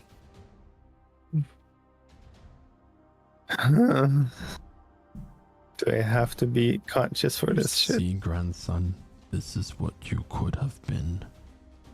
And he's gonna launch at you with his claws. That is gonna be a 20 to hit. 20 hits. Yeah, wait, am I still slowed? No, Or did it fail? no, Oh, in that case, no, 20 you're misses. 20 misses. 20 okay. misses. Nice. 33 to hit. 33 does hit. The first one, I'm like, not good enough. And then, 23 points of damage. The last 7 of that is fire, if that matters. The rest is magical okay. slashing. Ouch. Got it. And then those are his 2 melee attacks that he gets to make. Oh. All right, it is now the purple creature's He turn. takes 6 points of psychic damage for 6 hurting points me. of psychic damage. Okay.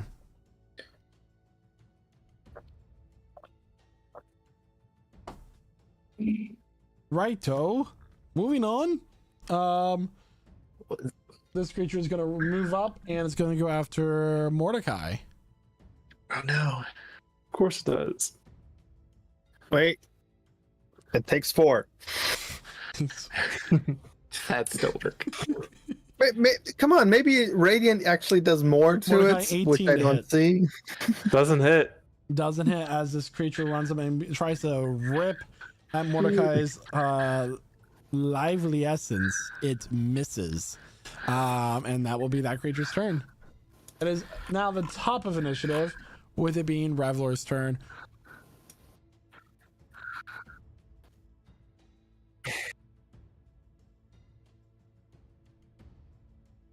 Revelor is frightened of which creature in particular. You are frightened of Tok'Jasir. So I've got to spend my movement running away. No, you just can't move closer to the source of fear, and any attacks against it are made with disadvantage. Oh, that's a load of baloney. Rules is written. What do you mean well. baloney? I'm gonna shoot him then. How about that? Huh? If you can't fight I'm gonna your- use. if you can't get over your fears, shoot them. No, I'm gonna shoot someone else because why not? Save your friends, kill the banshees. Oh no, I'm not. The fear's not passing through me at all. It's staying within me. Honestly, you have a fear, have a Snickers bar, man. You know, like We're gonna do awesome source move. that. A No, whole I other want spell? to. I think I it's wanna a really think cool spell that only fighters can do. I think something blessed by water. And holy water because it burns. Steady aim, that's the one. Steady aim. I'm gonna shoot Orange Man with the Thunderbus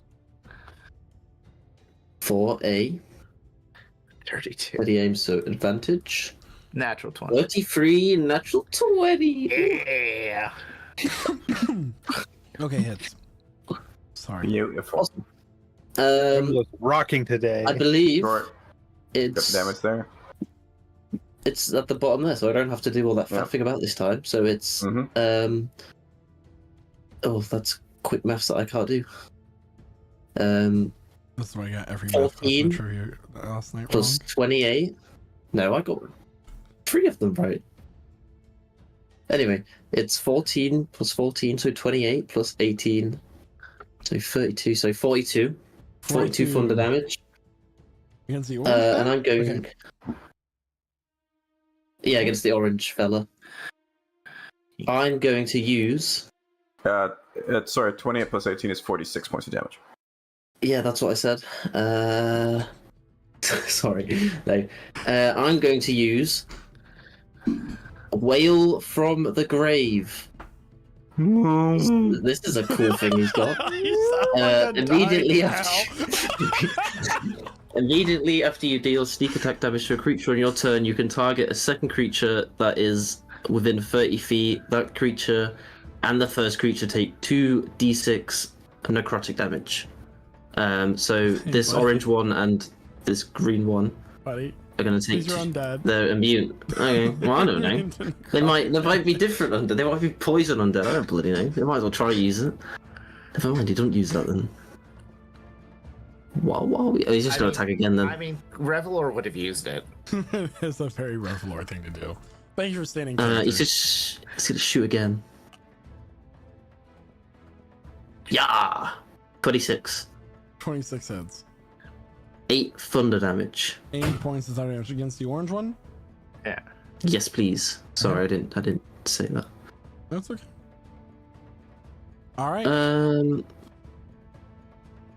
Yeah. Yeah, that'll do. That'll do me. It's now Tora's turn. With Oh, Kydra on yippee. there. Well. So Tora is going to do a Oh, good. flippin' cool thing. They're probably going to be immune to it. But I'm going to try it anyway, because why not? I'm going to do Hypnotic Pattern to charm. Let me just get the square up. So it's a 20-foot square. Not there. There, sorry. So that hits blue, green, and orange. They're going to be to Charlie. Yes, thanks. So that's my action.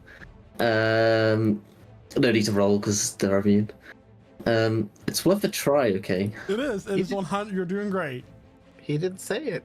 Maybe they're not. What Maybe an they are. awesome turn this is. Wow, I've been... God.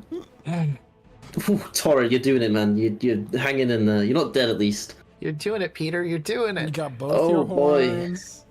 You're still I? alive. Are we You're sure? I've lost back. them so many times now. I'm gonna You've Bardic lost them Inspiration. Revelor, you're useless, so...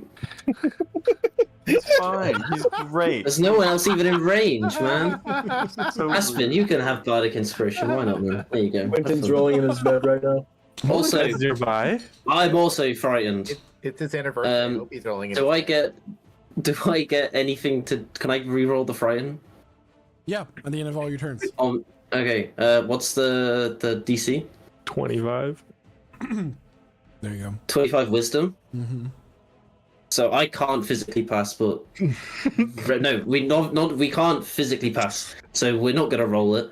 Revelor's only got a +4 and I got a +2, so that's always good fun. So no, we're just gonna be frightened for a minute. Okay. Wow. It's good turns. They're my turns, man. What awesome source turns. Now the legend. Oh, Kydra's turn. All right. So, Hydro is, is badly hurt.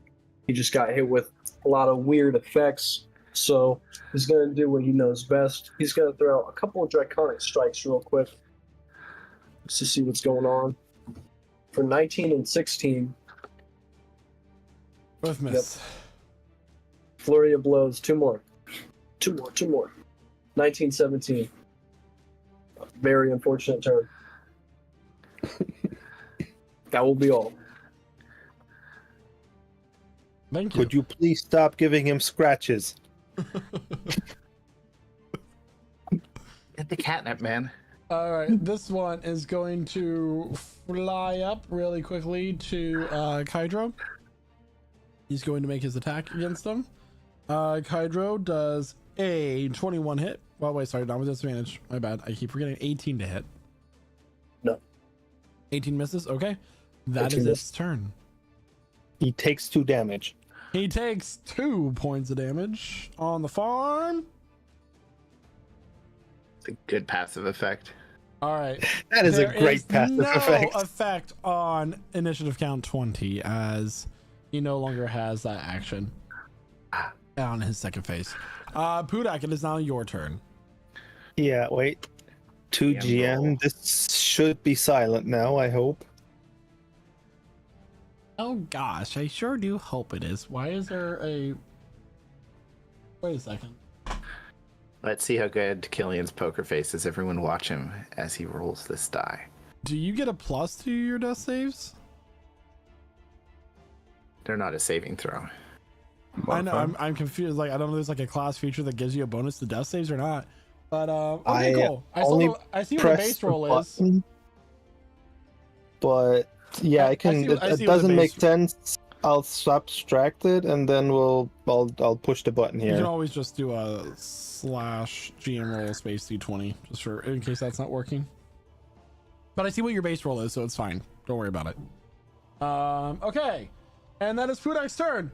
It is now this guy's funny little guy's turn. He's gonna run up and go to Aspen. Yeah, Aspen, does a natural 1 hit? I don't think so. Okay. Let me check really quick. Don't do that while thinking, please. Oh, that's a natural 1 hit. He's in range. All right. What's 4. 4 points of damage? Yeah. Don't worry, guys. Prudak's got y'all. He'll save the day. Look at these little 1s and 4s points of damage he's been doing. Oh, it's great. It is now the next one's turn. He's going to fly up to Tora. Can I get a charisma 18, please? A charisma Mental 18. That is going to be Yeah, a but charisma That's of the 20. majesty. Oh, that's okay. You can attack me then. What the hell, man? You're lucky that he didn't get that on the attack. So just be thankful. All right, Tora. There's a 21 hit.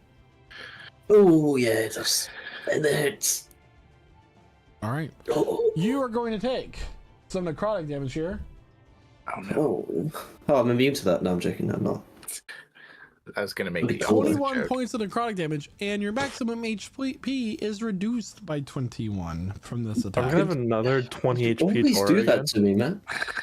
You always do this to me. Oh wait, I've just added 21 to my max. Wait, 1 second. Let me take 21. This is a heavily modified favorite monster of mine. So I see. I think in the 2 campaigns you guys have fought these like 10 times because I just love them so much. I think Yeah, you retire them. Go on. Something. I'm in the below 100 gang. What do we think of that? Pedro. Yeah, but he's also just not very strong. He gave up most of his, like some of his constitution points to get some knowledge. So Yeah. Loser. Yeah, it's like the ultimate nerd play. Any other effects, or is it just That's it. minus? Awesome. it's now Aspen's turn. Make sure you take the damage too. The 21 damage. Aspen will use his bonus action to cast Healing Word on Pudak. I'm up. Most important person. Yeah, let me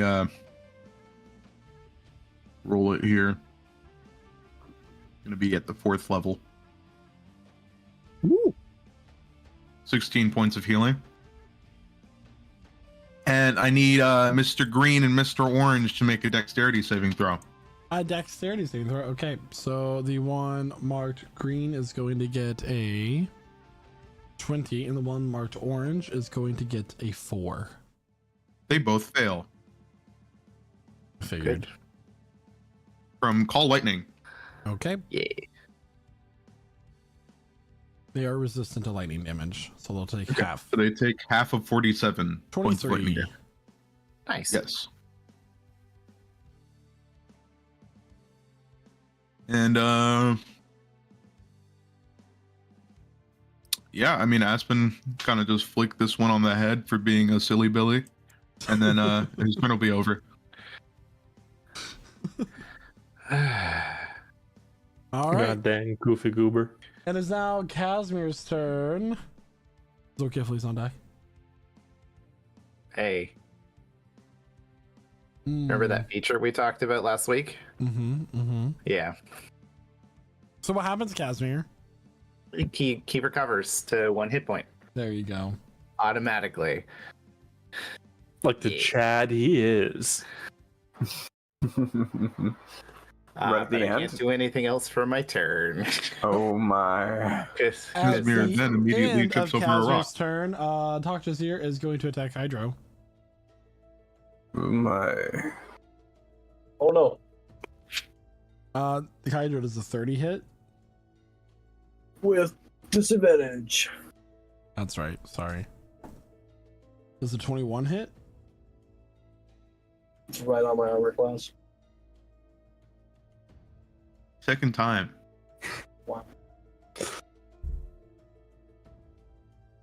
35. Okay, how much of that is fire? 14. 13. So if that was half, that'd be 28. Still not enough. Kydra goes down. Oh no. Oh no. I woke up. Do I get my reaction back? You haven't used it. Technically. Yeah. Yeah. Technically correct. The So- best kind of correct. Mm-hmm. So I got a chance to stab him. Sentinel attack. Plus, Toxjazir takes 6 points of psychic damage for damaging my friend next to me. Yes, that is correct. So because I'm prone, it's with disadvantage, right? So Correct. yeah. Here we go. Never mind. That's a 32 still. That will hit.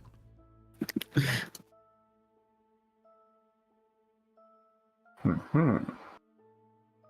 And I'll use Giant Strike again. So that's Actually, One is- I shouldn't be the one asking this because I'm the DM. But like, are you really invisible, or you just are invisible to the creature in the sake of like how does that work? Are you like, because it has true sight?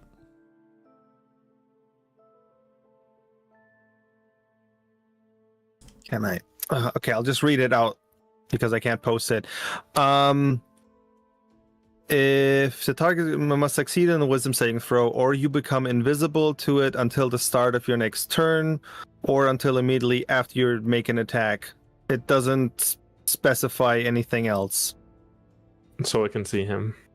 So if you say it has true sight, it still can see me. Okay. Okay. So, Well- but it still adds the damage, so that's still okay. What's the That total? makes it.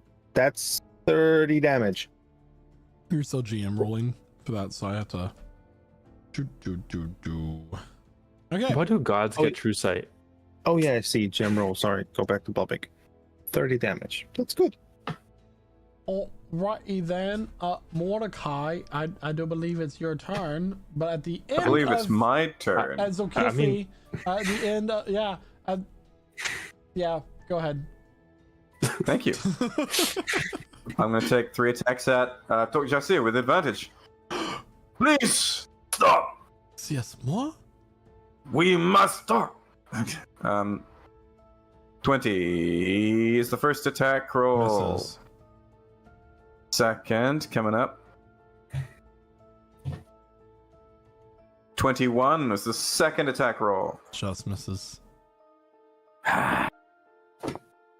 Kamla. Third attack roll. Oh no. It's just a 16. All Sorry. attacks. So Kifli in this Cool. moment, seeing his allies go down by his own flesh and blood, struggling to land those blows. With that, it is now Mordecai's turn. Fun. I'm going to breathe all over Purple and the big boss. So give me a DC Smells 21. Garlic. I'll do you one better. I'll give you a DC 23. Sorry, 24. 24. That's what I got. It takes half of 34, 17. All right, he's starting to look hurt. and including the purple one as well. Oh, sorry, the purple one that's a natural 20. So 17 as well. Okay. It succeeds. Awesome. And then I'm going to cast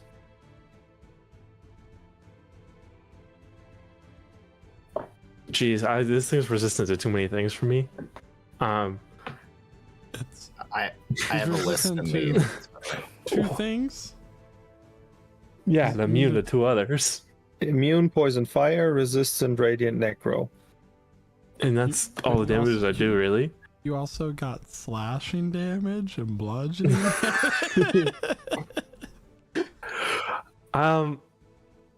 What about You know- piercing? I'm piercing him. Magical. I don't even know I'm- what I do in I'm my a- private life. I'm a upcast disintegrate at the 8th level.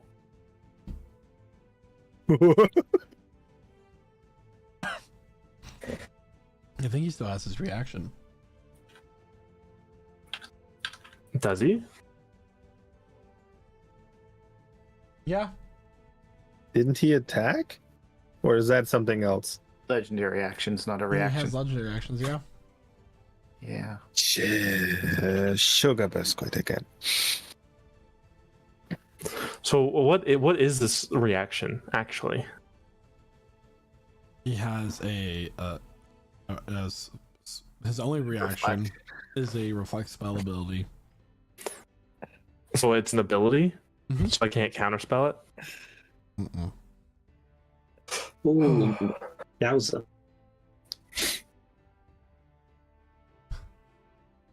So, But you could pass your own deck save and take half of that. Well, actually, I'd take 0 because it's disintegrate. So Yeah. so is that what is that what he's doing? That's what he's doing.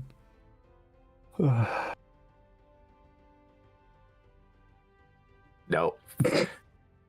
Natural 1. Damn. Yeah. I'm gonna use my inspiration and try that one more time. Okay, buddy. Yeah. Oh. Well, at least you have I'm more gonna, hit points than that. I'm gonna use this ability and try that one more time.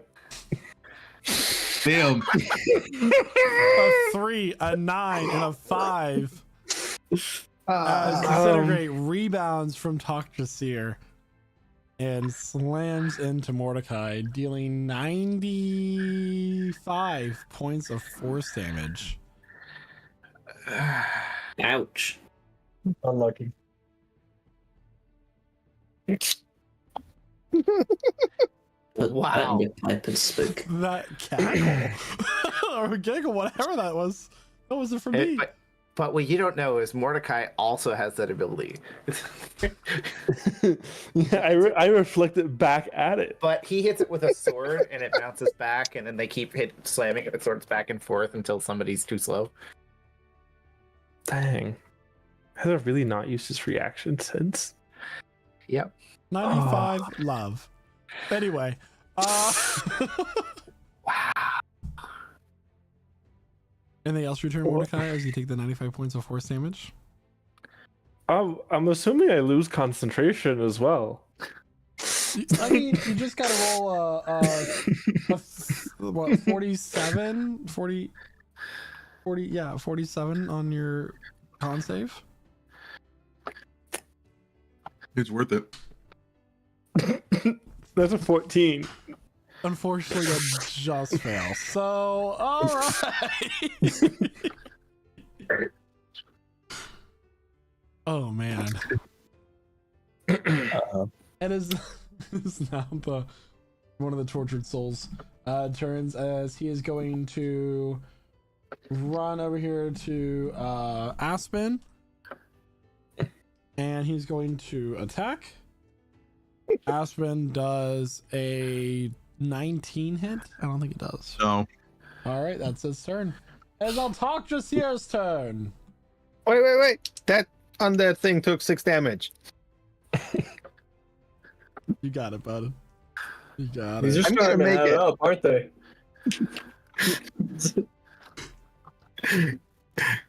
Come on. I have to use my features. Yes, yeah. Yes, sure. absolutely. You're absolutely right. All right. It's now Talkdust here against Zulkifli. 2 strikes. Strikes. 22 to hit. Hits. Silver barbs. Casimir's hand moves I thought you were dead. 23 to hit. Hits. advantage to Zulkifli. All right, 34 points of damage. The last 13 is fire, and this one is going to be a 19 to hit. Miss. Okay.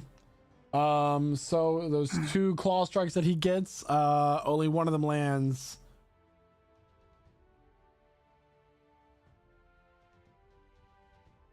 And it is now the last Tortured Spirit's turn. And he is going to... You know what? Revelor hasn't gotten any attention this whole round. He's going to pass through Mordecai, who's already on the brink of death, and he's going after Revelor. Happy anniversary, Revelor. 5. Happy. Okay. That is going to be to Revelor and a 17 to hit. No. All right. These things are not hitting like I thought they would. And as we reach the top of initiative, that is where we're going to take our mid-session break. Oh my. Thank the Lord. Can you guys believe it's already been 2 hours of D&D? Oh my god. 2 hours of epic fights, learning resistances, Man. people getting crazy resistances and failing epically. Are we sure it hadn't taken its reaction before then? I'm pretty darn sure it didn't take its reaction. So everybody, we'll be back here just momentarily, as we're gonna take about 10-15 minutes today. 10-15 minutes, a little bit shorter than normal, to refreshen ourselves to prepare for the rest of this fight and what comes next. So stick around, everybody. We'll see you real soon. Yes. Oh, and wait. And Whoa. in case, I'm so sorry, Noah. I'm so sorry. This is just okay. Well, if you're just now joining us, you can catch us on the podcast network and on our YouTube channel, where the following Tuesday of every live stream on our Wednesday, our recorded sessions go live on anywhere you can find your podcast, and the video, the VODs, the videos on demand can be found on our YouTube. So that. Now, oh, you can speak. Okay. Well, screw me. Yeah. We'll see everybody about here in 10-15 minutes. Are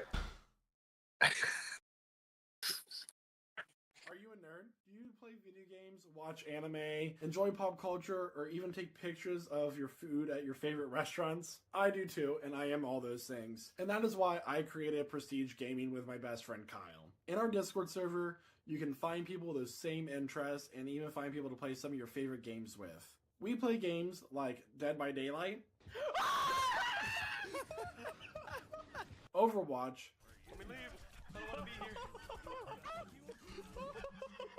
Sea of Thieves. Here, I can try to shoot the other ghost ship. What is going on? Does anybody else see this ship doing a backflip? Fortnite, and more. I have made so many lifelong friends in the Prestige Gaming server, and I have met several of them in real life and taken trips with some of them, such as our trip to Seattle in 2023. And you can join the server too. Just go to pgc.gg/discord to join the server. I'll see you there, nerd. Hey, do you like D&D? Are you struggling to stay awake? Let's not be with that. You can use this code to get a discount on Found Familiar coffee. Me? I'm drinking some of their regular Knoll espresso. But if decaf is more your speed, perhaps you might like their False Life. It's delicious, it's great coffee, it's all D&D themed. It's coffee so good, you'll spend a spell slot on it. What more could you want?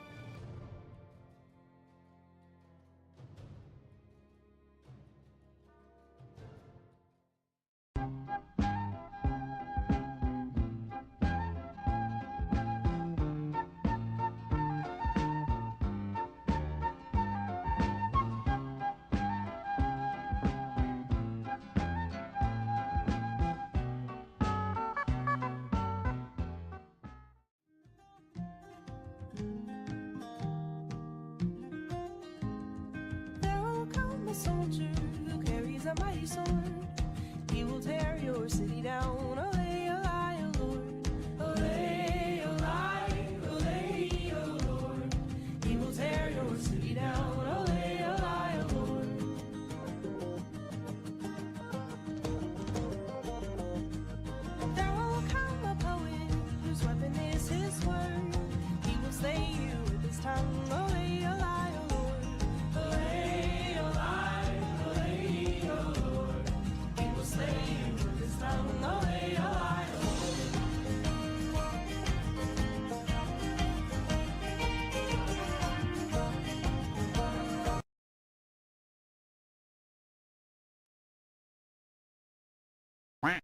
Has this ever happened to you?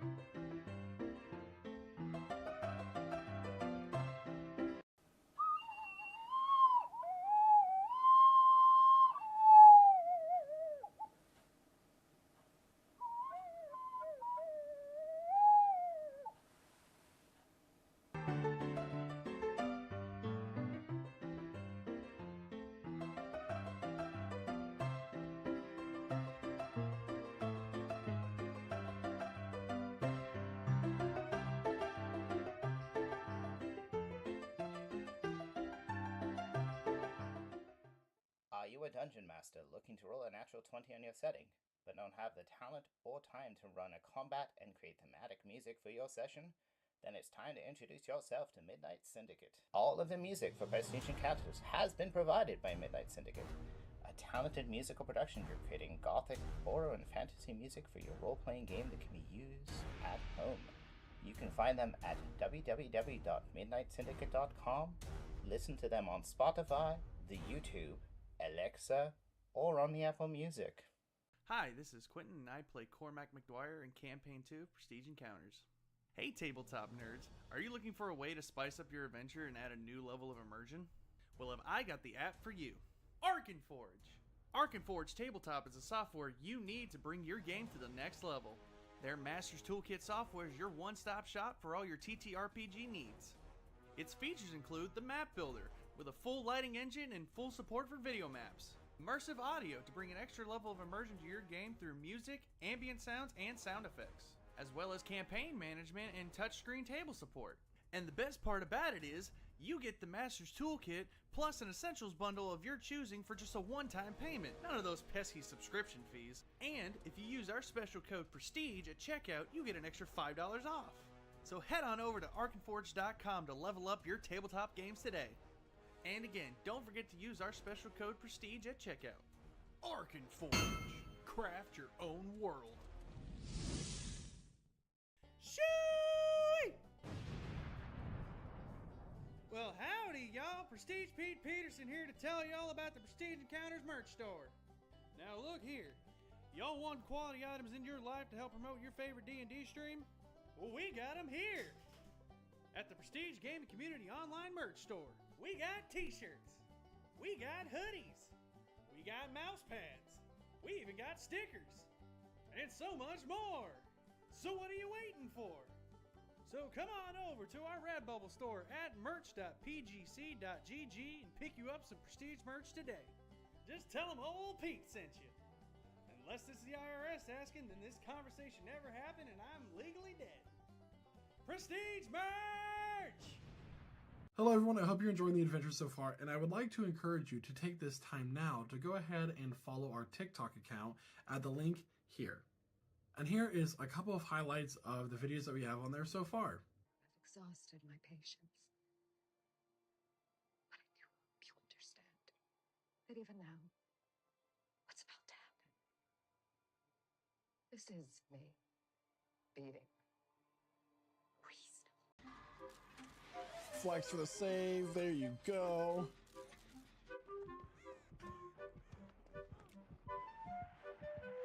Flashlight save! Alright, I feel like I did a single flex for you, Pep. So I'm gonna do a double one. Ready? Alright. I didn't even work on arms today, so please forgive. Finish it! Finish it! Oh! I ran right into him. I didn't know he was over there. Oh, nice! Guarantee you that she has, She's eruption.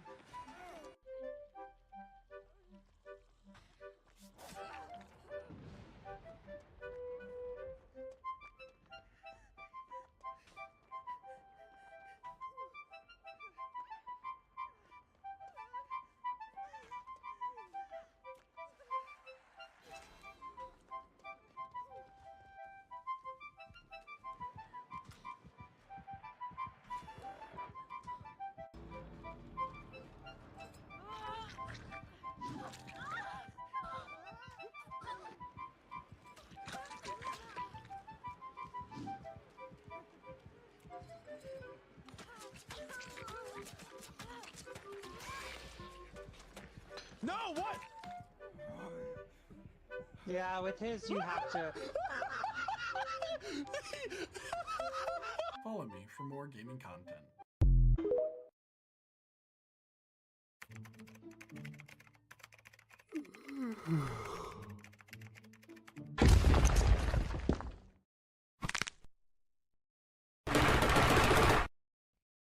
Did you just yawn? Yes. Tell me, son, what have you been drinking to keep yourself hydrated and energized?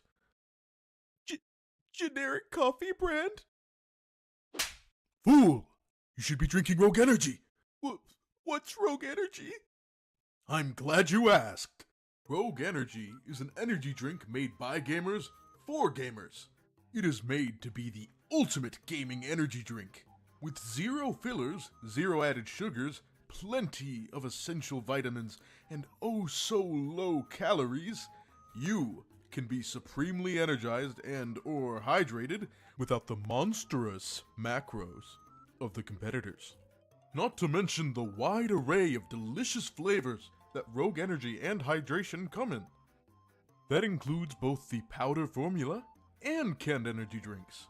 And get this, Lich Souls Gaming knows that our viewers are hardworking and hard gaming individuals that need that energy throughout the day. So you can use code PRESTIGE at checkout for 10% off your order of Rogue Energy. And how do you feel, young gamer? I feel great! Rogue Energy has been a complete game changer, and my order also came with a convenient shaker. You've really shown me some useful info, Mr. Rogue, sir. Now that is indeed what I love to hear.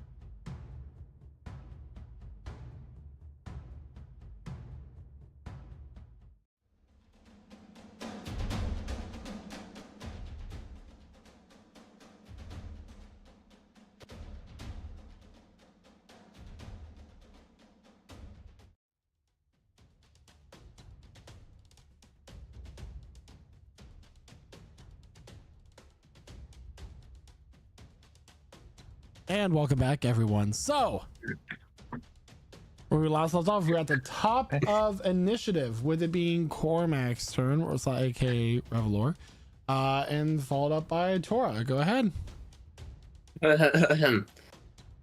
Bonus action. Stand still ability. Steady aim. I'm going to use a singular grip point to do Thing. immediately after you. No, that's not the one. Learn a trick. I'm gonna do violent shot. Use one grip point to do violent shot. Okay. Here we go. So with advantage. So I'm doing this on the orange one, by the way. Does a 28 hit? 28 hits. Awesome. So I will do an extra D10. Oh, that's that. What? Okay. So that's 17 plus 7, which is 25 thunder damage. 24. Yeah, sure. We'll call it potato. My maths is really good. And then second attack.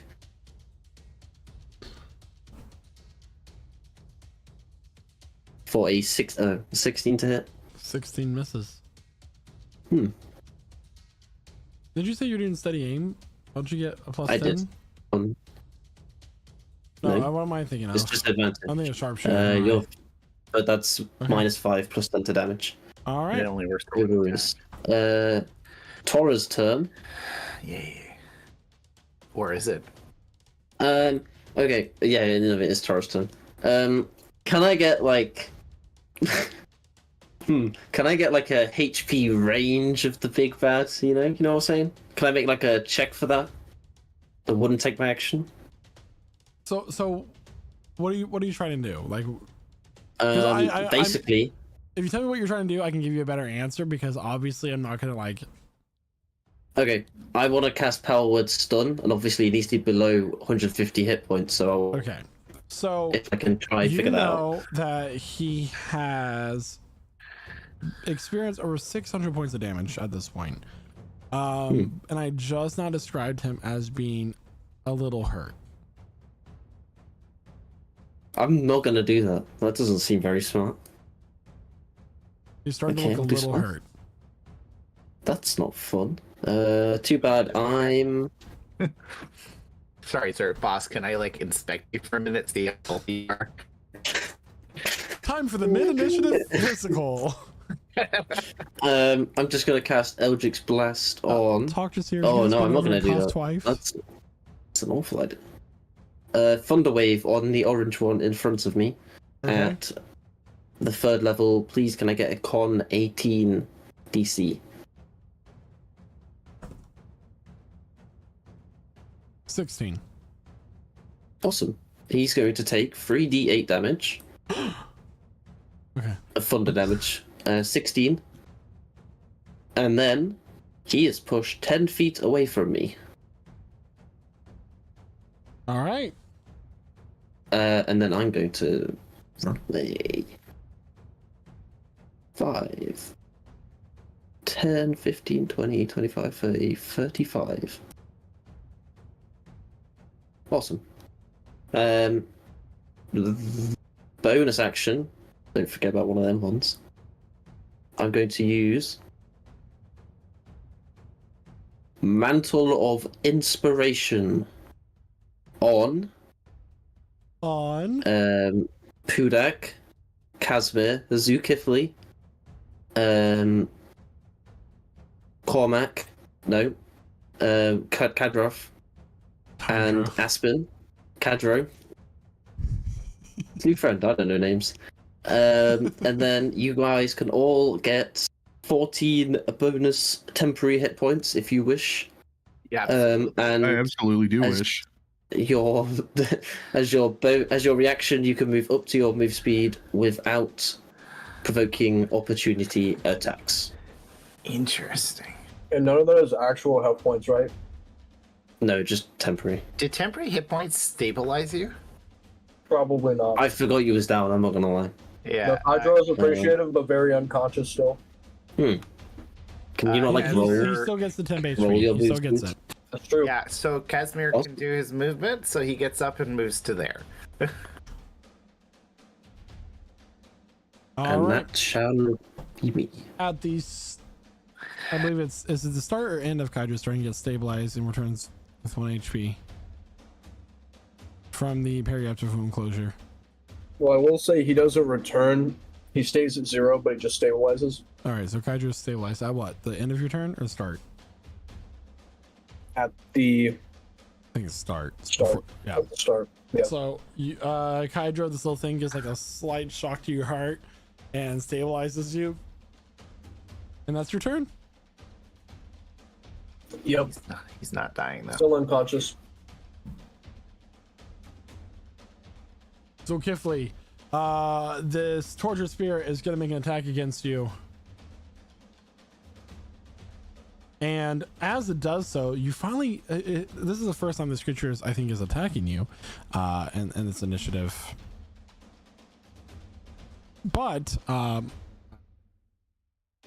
it does so, you finally get to look at its face. No. These spirits are those from your village. Oh, no. And with that, does an 18 hit? 18 does not hit. And with that, it is now Pudak's turn. Slice and dice on the big guy. So again, everything I have. 1. That's crappy. 2. My. That hits. 3. That hits 2. Sneak attack and another giant thing. So again, where's my math?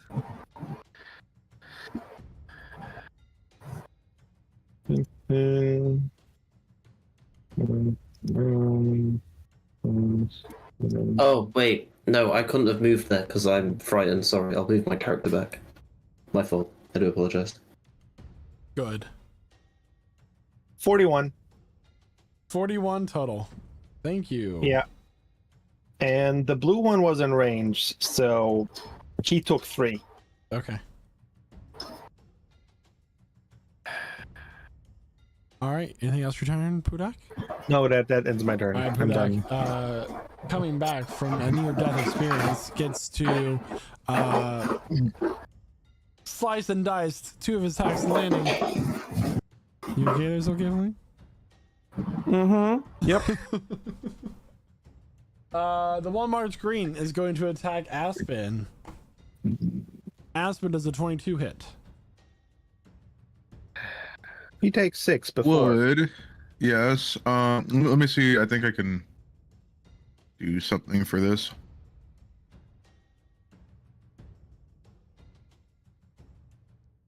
Oh yeah, I just get hit. All right.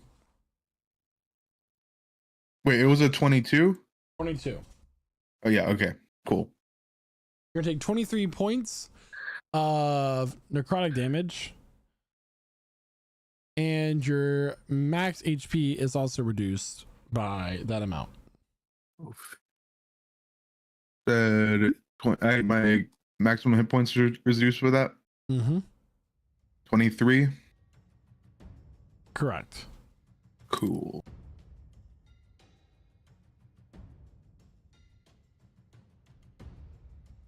It is now the one marked orange's turn. After getting pushed back 10 feet, he's going to immediately fly back up to Tora. That's okay. Can he make a charisma save, please? Yeah. Unless he's not doing an attack against me. Oh, no, he's going to give you a hug. 7 for the Christmas save. He must choose someone else to attack. Ha ha. Ha ha ha. He's going to fly past and go on to Revlor. I'm going to do an opportunity attack. Okay. Ha ha. Ha ha ha. With my rapier +1. Okay, no, I'm not. Ha ha ha ha ha. I do. I don't know where I got it from. I've got it though.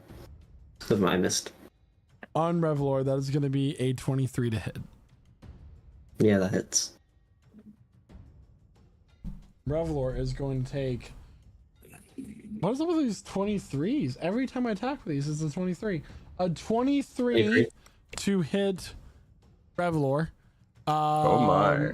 And his, I'm not to hit, but 23 points of necrotic damage on Revlor, and his max HP is reduced by that as well. Okay. All right, Aspen. Yeah. All right. Gotta do some silly things. Gotta measure something.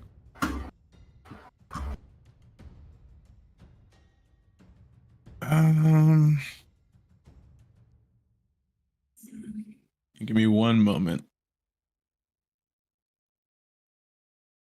The new positioning things get tricky.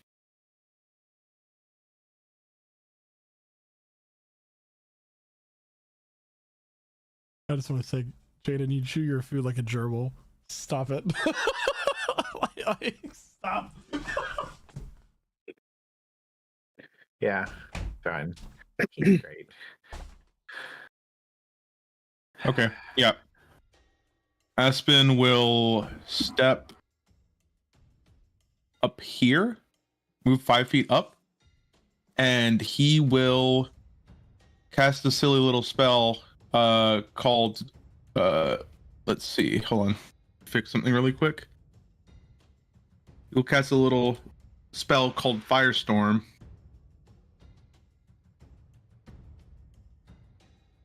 Hitting blue, red, green, and orange. Okay. So I need dex saves from all of them. All right, what's their dex modifier? Okay, so the first one is going to be a 20. Second one is going to be a 15. The one after that is also a 15, and then after that is going to be an 11. All of them fail. Okay, so you said blue, red, green, and orange? Yes, sir. All right, what's the total damage? It is 39 points of fire damage. Nice. 39 points of fire damage for each one of those. Okay.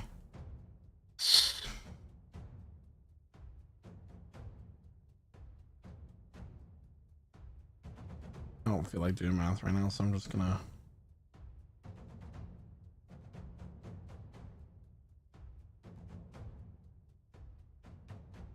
Do they look like they're near death? The orange one's not having a good time, that's for sure. I like how the summons have like They took boss level HP. They took the full damage? Yep. Okay. Cool. So far, we only know that they are resistant to lightning. All right, cool. Thunder And necrotic. and fire, and they are also immune to necrotic. Is anybody down currently? Kydro is stable. Kydro stable, Okay. but he's at 0. Okay, yeah. Aspen, I guess you can't do that. Yeah, that'll be that.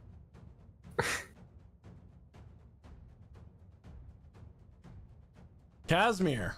It's my turn. Yay. Casimir is up. Thank you there. So he is going to... I'm going to do Steel Wind Strike. I've got to do it 6th level because I don't have a 5th level slot left. He's going to target... let's see from here. I can target the green, red, blue, the boss, and the orange guy. So that's what we're going to do. So we're going to start with Mr. Orange and work our way around. Okay. Yeah. Focusing all of this insane arcane natural 20. That hits. On orange. And by the way, Mordecai, the reason why all the summons have boss-like HP is because y'all do 300 points of damage in a single turn. So they all got it. Yeah. So it's a 24, which is the crit didn't go right, but I guess This is that's supposed to crit 15, so yeah. okay. He's out. Yeah, so orange is down. Cool. Add that to my ticking. He shrieks and howls as his form dissipates. All right, so now we're gonna focus on Mr. Red. It's a 25 to hit. Hits. And 16 force on him. All right. Mr. Green, 19. Misses, just misses. All right. Well, we can't always be perfect. Mr. Blue misses. Correct. And last but not least, Mr. Boss at 23. Hits. Just. All right, 31 force damage on the boss. Respectable. All right. Yeah, Casimir teleports back next to the boss. 1 hit point, breathing hard. He focuses using his ability as a fighter, grabbing his sword, activating his blade song again, and goes in for 2 attacks with action surge. Oh, yeah. Yep. So let's see how this goes. 24 to hit with the singing blade. The Aria is still glowing. So that's 14 piercing plus 7 force damage. So that's 23 damage on the first strike. And then if the second one wants to go, we'll go. Natural 20. Hits. Smite. It's been a good turn. All right, so the Singing Blade it's a low base roll, so that's 14. Technically 14, it would be 24 right off the start if we're doing the basic damage dice. 26 plus the force damage, which would be another 10 force damage, so 36 damage total. Okay. All right, cool. And yeah, he is standing there vulnerable, panting, using a lot of stuff. So Gifley, we need to finish this.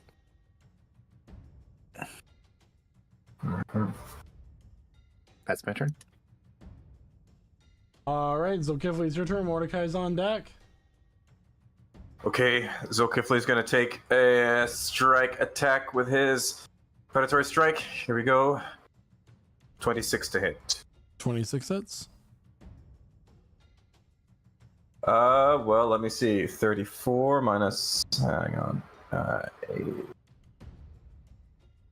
10, 16, okay, 34 minus 8, which is 26 points of damage. Okay. He regains 8 hit points. He will attempt to do the same again at advantage. Here we go. 22 to hit. Just hits. Hey. Once again.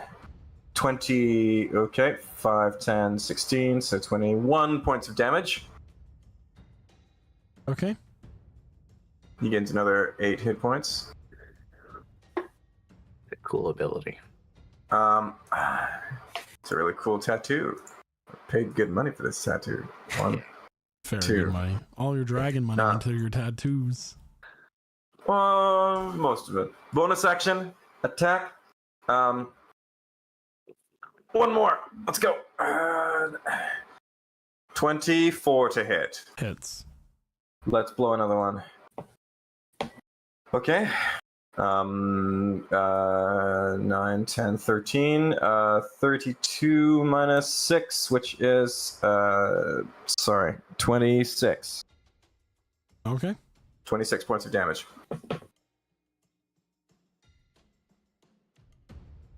And that is my turn. I go. I'm just focusing on Jasir.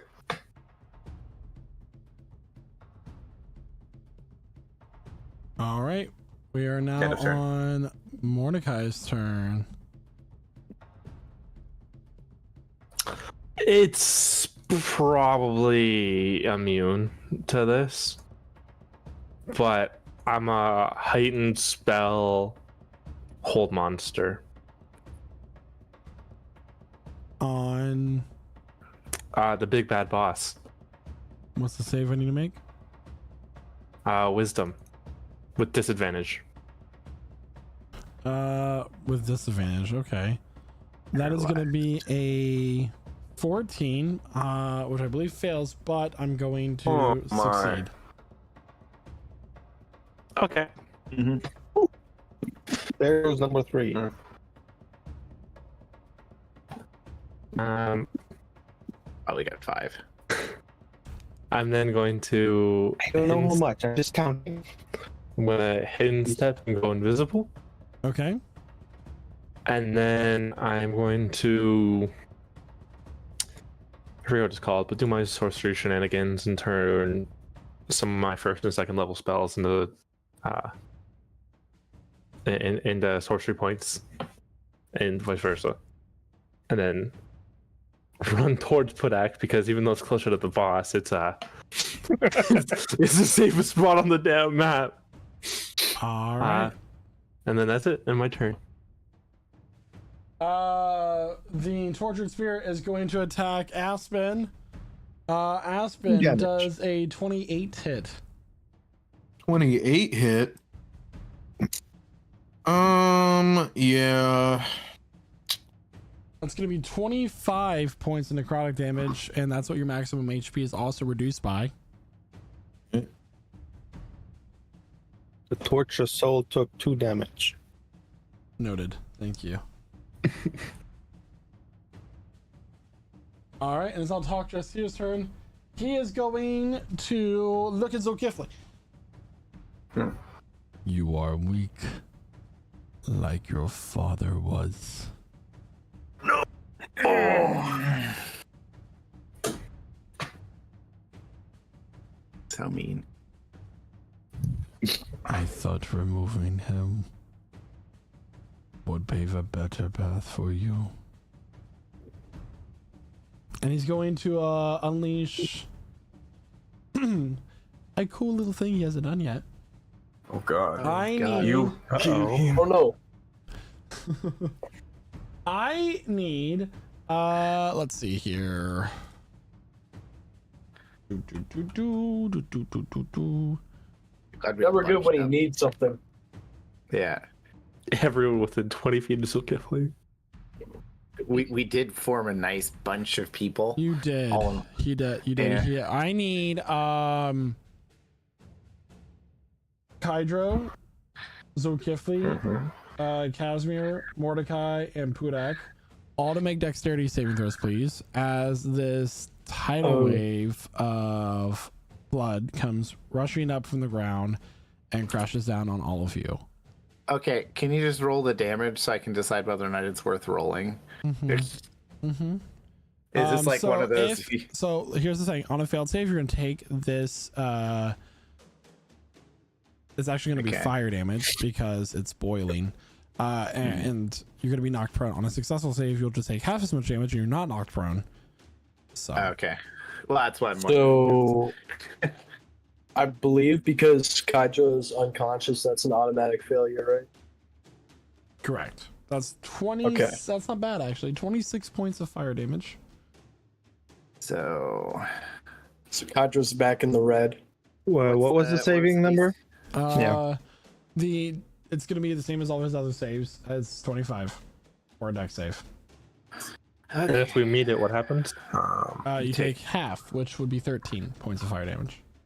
Okay. So it's funny, but I'm gonna need a ruling on this one because I somehow I don't think we've entered into this situation, but I'm within 5 feet of at least 3 people who just took this damage, and he takes 6 points of psychic damage every time he damages an enemy within a friend of mine within 5 feet of me. Does that mean 3 times 6, 18 points of damage? Yeah. Does it include yourself? That and includes myself. So 24 points of damage.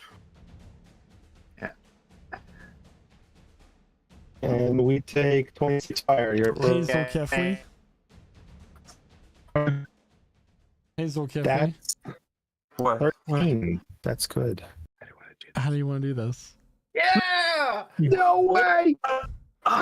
He had 22 points of HP left. Oh my god! So he makes this reveal to Basil Kifley's father. You umbuno hayaku.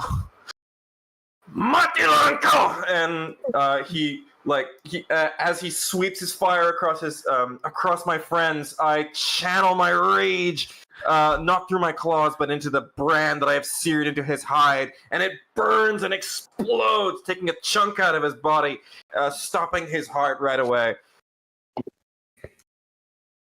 Well, And with that, in a burst of radiance and shadow, the avatar of Feracia and his toxic seer falls, and the tortured souls shriek and howl as they're pulled back up into the rift that has opened above, and it closes, and the jungle is still once more. Zul raises his head with a roar of anguish and triumph mixed together. Which I will not replicate because there are people sleeping in this house. Suffice to say, it is ear-splitting. Birds taking off in the distance. The trees are full. And he turns. Everything because of him. Everything. I bend down, I squeeze his huge neck. Feel for a pulse. There's no pulse. In fact, the avatar is no longer there. It's just the body of Toxtrasir, as the larger form has kind of melted away and the blood has pulled back into the... I squeeze his skinny old man neck. Oh. And he's not in his human form. He's actually in his Rakasha form. His true form. What? I look down at him. He is not changing. This is him. His real self. Rakshasha. This is your grandfather? I did not know. So, he was the source of your curse? Maybe.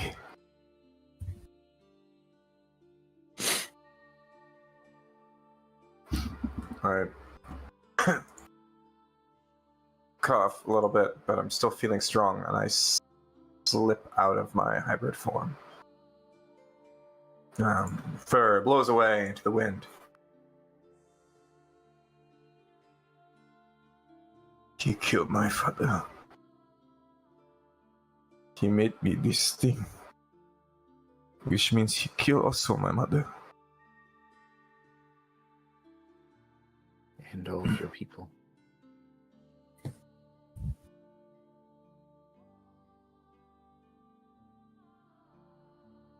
Somebody want to pick Kaijiro up? Already did that. Okay. So, Fudak already healed Kadra. Yeah. Okay. Sorry. But if he is dead, how will I learn this? Because binding. I look to the temple. At the blood. Is anything happening? He'd opened the rifts or something, right? The rift receded back to a normal sky, and there's no longer a beam of light. The pool is still bubbling at its center, as if there's some sort of like source at the bottom of it that's causing this. But as you look and you examine this, it just seems to be happening naturally. The tablet across the room, Aspen, you can read, is let's say the one with the blood curse of Feracia must bathe herself in the holy pool to purify one's body to hold a being of radiance and creation. What does It say? must be me. There's 2 rituals there, though, aren't there? Is this the only ritual?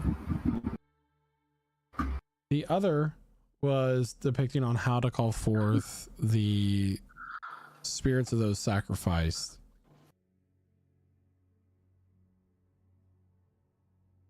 Which he just did. Correct. How does this help us with Etagora? Does it have to be Ferocia that's contained in the form, or? I think it's creation in general. I stand, I face the pool of blood.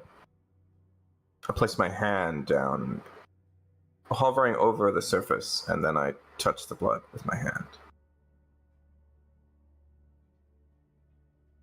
What does the person look forward to touch? May I use my grim psychometry to start to gain an understanding of it as I start to walk into the pool? Make a history check. As this is happening, across the way, underneath the tablet, none of you have looked at this point as you're too preoccupied with talk just here. There is about 5 feet across a sort of glowing, very faintly glowing bronze brazier.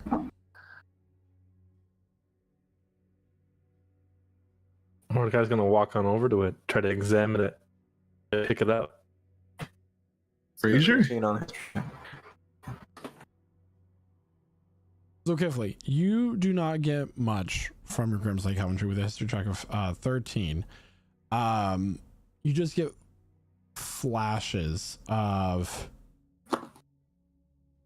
Kresna and a few other deities, one made of shadow, one of pain inflicted upon herself, discussing and formulating this ritual. And that's about it. That's all you get. And as you go into the pool, it starts to build, but this nettle stinging like pain starts to like stab into your ankles and then works its way up to your bone, your thigh, into your torso and your chest, and it hurts. And then it starts to burn and sting and crescendo as you feel whatever power this has take hold. It feels as if this cold, slow burn builds within your core and works its way out. And then all goes still.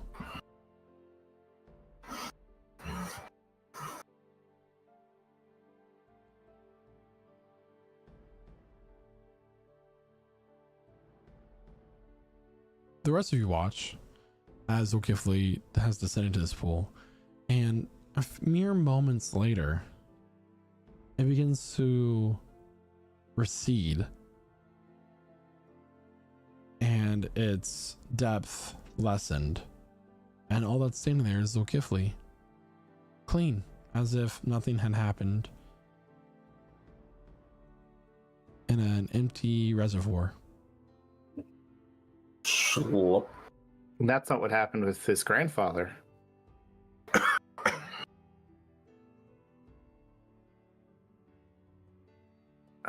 That is definitely different. And Casimir, while we're watching, could you clean me up for a second? Yes. Snaps his fingers, and your boots are clean, but just your boots. As all this is happening, Hydra is just still face down in like a puddle of blood. Pudak saved him. Yeah, you got 10 HP. Oh, he's conscious. He's conscious. He just doesn't want to go anywhere now. Okay. Yeah, and he cleans Pudak the rest of the way, and he's approaching the brazier as well, with trying to keep pace with Mordecai. As will Aspen. Does Mordecai notice anything about this? At first glance, this seems completely ordinary. There's nothing inside of it? No inscriptions on it? No, nothing? There is no runes, no inscriptions, no nothing. It just seems like a normal bronze brazier outside this very faint glow that it gives off. Can I roll an Arcana to see why it's glowing? Make an Because Arcana check. things don't normally glow. Dizzle gives is 10. Sorry. What'd you get? 10. 10? You don't really know, but you do know that you were told that in this temple there was an item that you needed to retrieve and deliver to Kresna once you reach the bottom of the tower. Mordecai's gonna pick it up and put it in his pack. No, you're not. Yeah, he is. No, you're not. Let me identify it first, Mordecai. Don't take it. We told you you could bring it, but we didn't say that you were going to get to hold it. I don't trust you to hold it. You don't believe in the gods. You don't believe in their future. So you are one of this group. You do not get to decide our fate. I'm not deciding our fate. I'm doing the one task that God told me to do. Well, yes, you said we will definitely bring it for you, but first we need to determine what it does. I think Kresna knows what it does, and that's all that's important. We don't want a repeat wand incident. We don't want a repeat wand incident. Your judgment is in question. Gods and wands are two different things. But you fell to both of them. I worship one. I fell to the other. Totally separate. Mordecai, I trust you, but could we please check Brazier? Come on.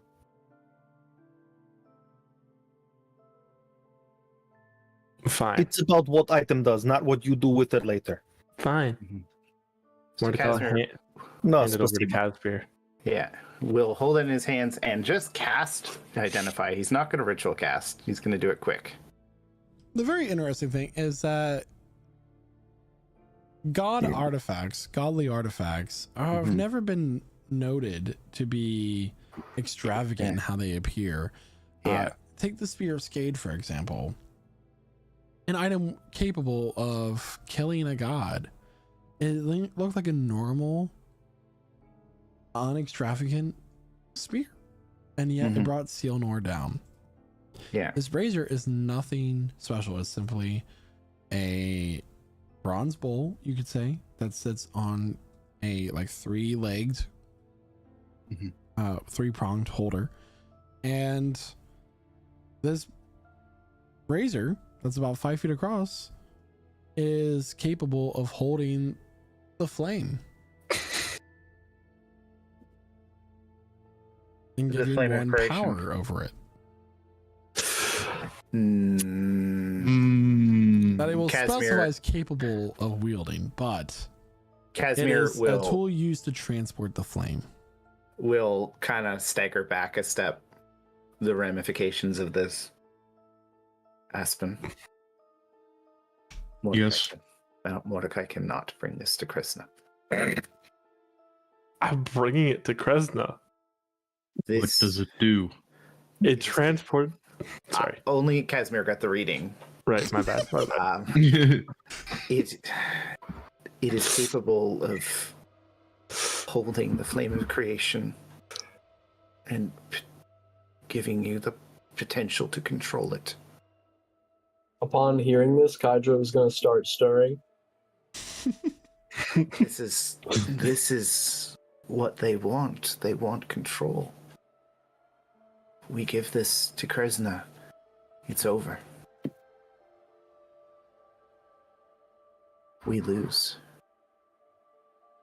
What's with this we lose attitude? The gods aren't going to destroy us. They're the reason we're here to begin with. Even the gods were created. And so they were. That doesn't change anything. This power doesn't belong in the hands of a mortal. It belongs in the hands of the gods. Says who? Them? Says me. Them. Everyone who's ever worshipped any of them. This is.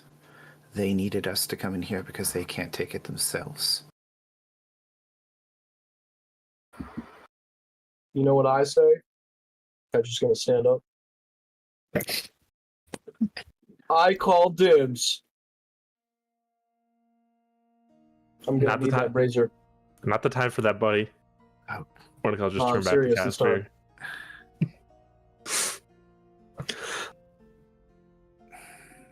You know what? I'll walk over to Kifley in the meanwhile because pool and that and like. So, how are you doing? Just need to check. I flex my there- fingers. I focus There's a on help- my inner power. The blood that moves through me is always giving me power. Do I feel different? Not very.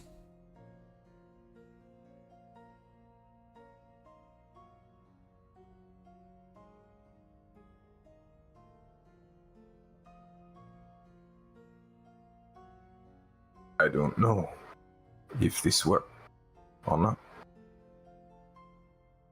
Let's go with easy question. Do you feel bad or do you feel good?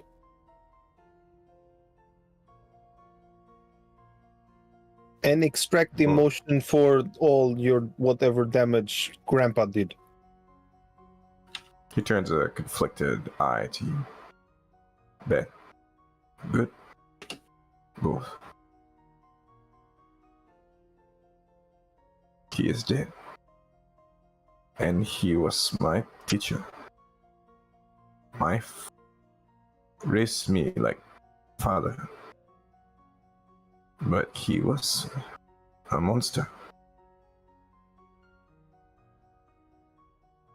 He hangs his head. Oh. And then he goes to his bag. He gets up, climbs out of the pool, goes to his bag, gets out a shovel, picks a spot just a little ways away from the temple, and he starts digging.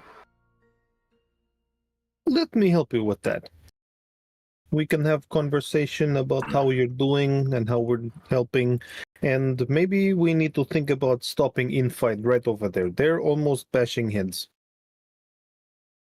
Yeah. And whatever the grandpa had as pockets or whatever, I'm taking that before we lay in the body, just to No. make sure. You No. should not take this. I want to make sure maybe something important that we might need.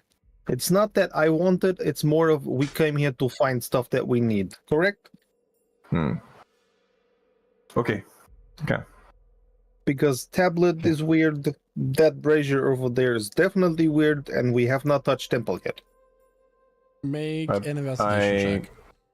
Rummage through his grandfather's pockets now. I am also doing the same, so may we I'll just help count you. that as a help action? We'll also do it with I'll help advantage. you. Let's do it. I'm doing it. 21. 21. Outside his normal clothing and a small pouch that has about 3 silver coins in it. You don't find anything.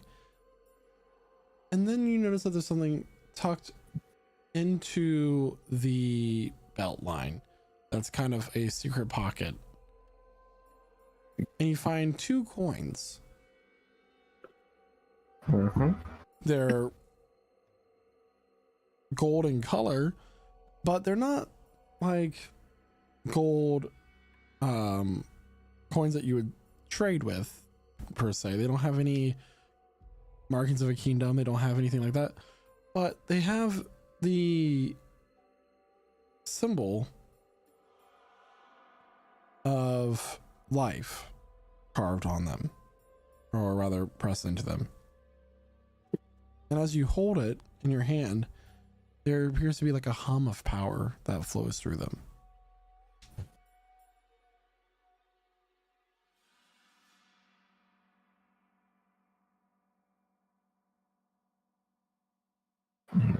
There's just 2 of them? Just 2 of them. Can I hold them both and attempt to grim psychometry on it? Yeah. Just to see if you can give us some cool imagery. Let's see if it works out. 23. 23. So Grim Psychometry kind of gives the idea of like the dark history of an object, correct? Correct. Usually skewing towards some kind of dark history. Yeah. So these coins, you see them being fought over time and time again. These coins are intended to be able to bring one back to life. But the holders of them never seem to get to use them.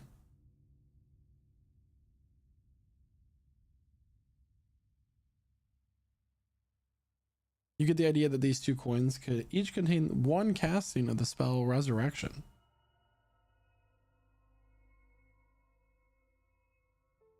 Huh.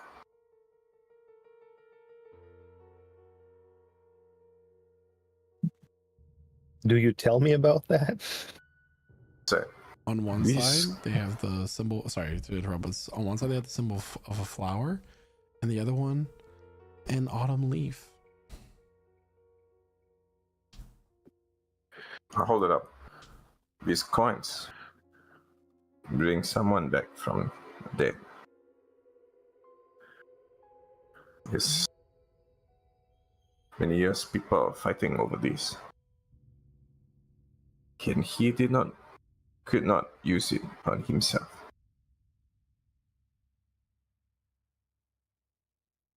I think you should keep them and we not tell the others.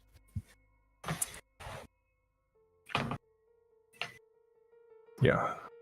Because as I said, they're just about that close to bashing their heads. This is special. This is family specific. And I do not seek to I seek long life, but not this way. It's not glorious. Let's go it that way. So I'd rather die than tell someone else about it.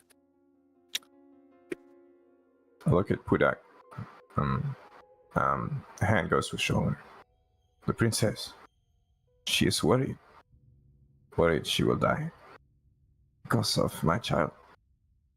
But this can help her. Seems perfect accurate If for that she is- thing.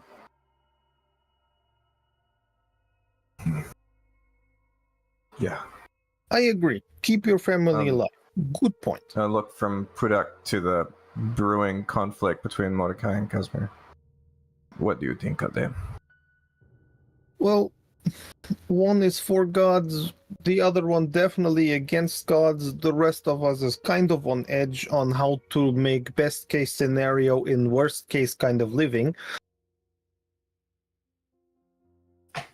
And not sure about Brazier if I heard correctly about Flame and stuff.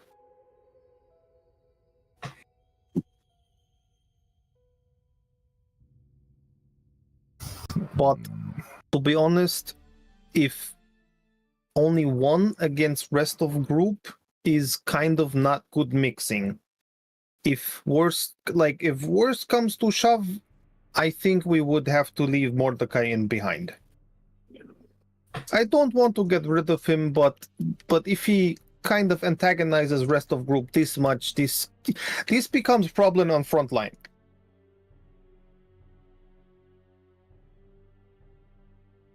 Which I do not want to do. Like, I like Guy. He nice. But his obsession with God is like not very glorious and does not fit into my does not fit into my tenets of glory. Always the gods are watching. If we fight them or oppose them, surely they will punish us, sending more of their people to us. Even if we let Mordecai stay behind. For sure, but they will aren't we- come for us. But aren't we opposing them already? I mean, we want to maybe talk with Adagora, which is Fire and Zulna and all that, but actually we kind of agreed on locking her up again and keeping closed on Fire. So in my mind, we are opposing gods. Because for me, they got messed up in their situation by being locked up, and we're just finding tea and throwing it away again. They did not help me, then whatever.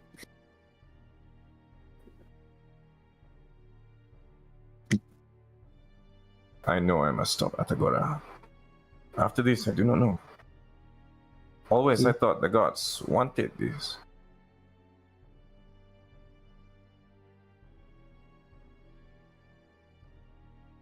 But that's not what we're sure about. And that's what Aspen been asking all time. Like, are you sure? Do we think it's right? Who has right to be most powerful and who not? Gods have been created, gods have not been created. It's decision making, but in that point, we are men. We walk forward, we decide at that point. I do not want to leave this kind of decision to higher power I have not met and I have not known character about. I know you guys. That's about enough. I know there's bad in world, but there's good in world too. And there's pretty things. Just think of space elves. I looked down at the body of the creature that I thought was my grandfather. This is a man who thought he could take power and grow and become more powerful and use this power for himself. Maybe for something good. But he did bad things. If a man takes any power like this, what does he become? One more monster. I agree. Ultimate power corrupts ultimately. That's why I don't want to take power. I'd rather leave everything as is. With locking up at the Agora because she's gonna destroy things. I finished dragging the body into the hole. I look down at it. Yeah. I move the arms respectfully over the chest. Close the eyes. I hand you the 2 coins. No kind of fairman for different kind of stuff. I agree.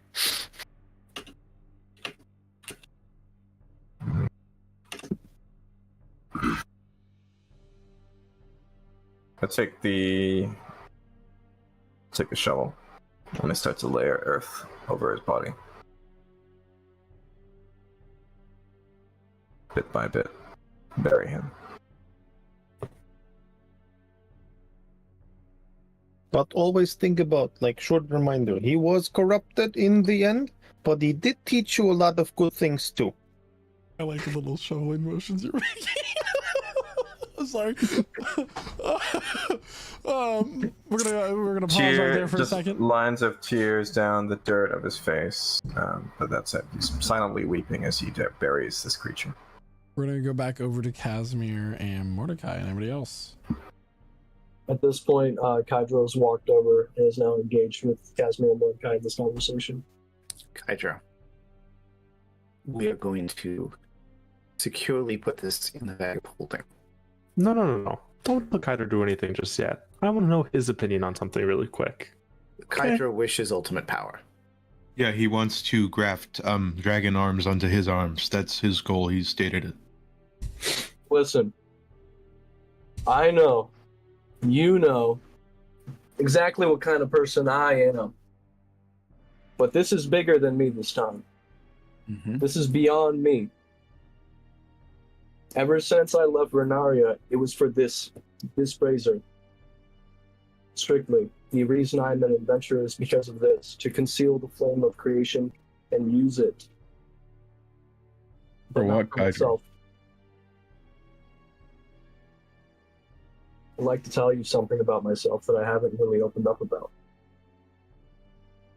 I used to be a street urchin in the streets of Renaria. I had only a mother to take care of me. Her name was Fea. That's what I named my great companion, out of respect for her.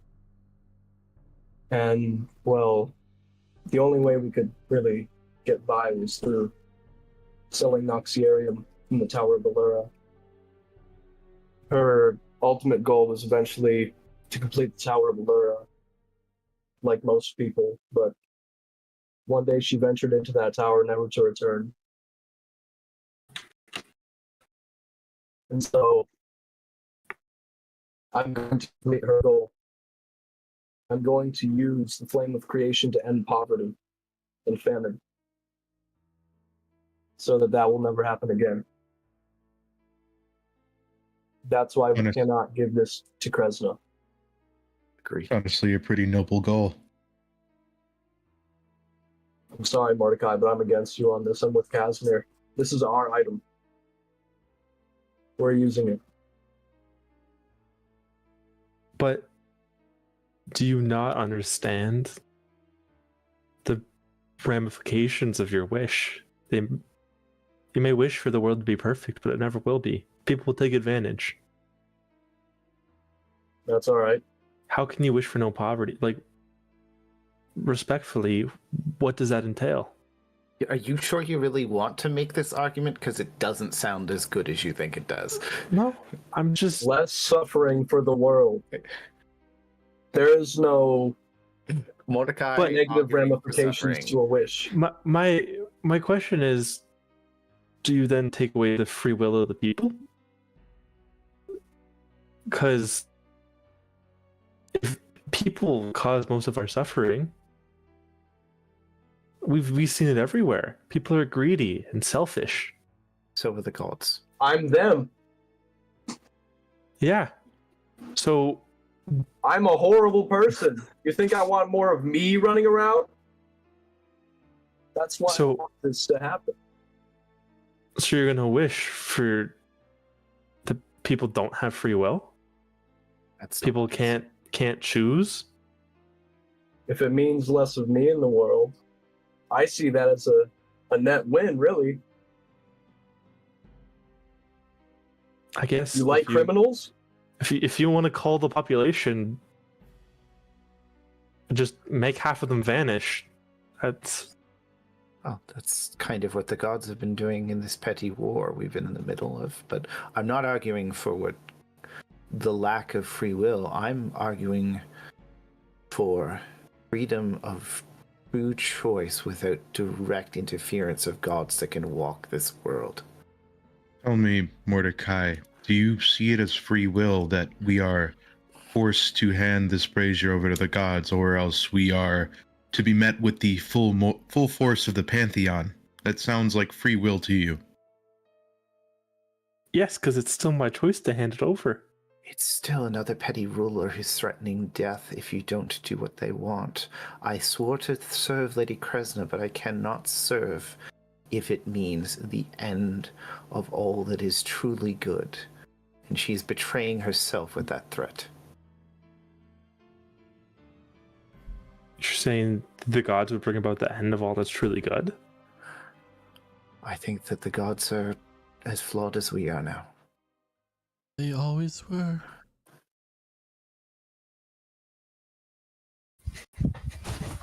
Hello?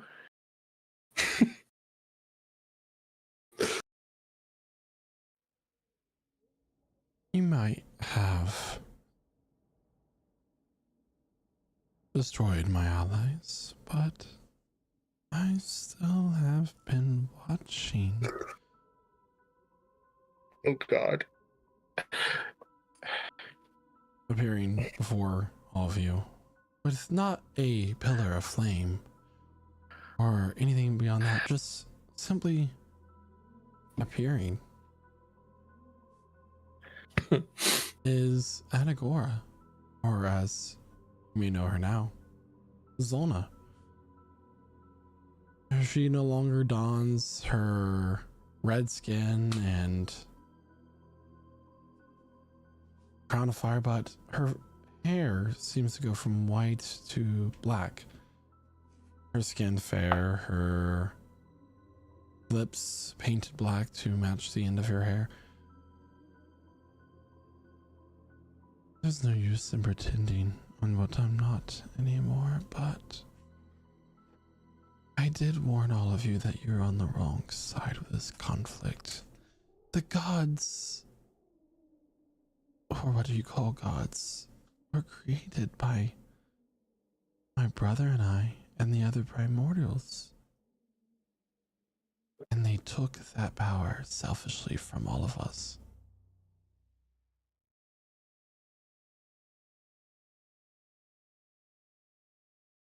Do believe you're under the impression that you are the right side, but the dichotomy is not as you see it.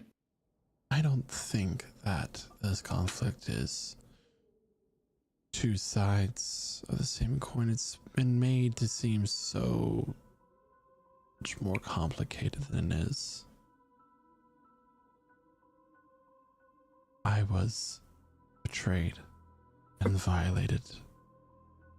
The suffering of this world was created from your gods trying to stay in power, creating monstrosities to fight for them,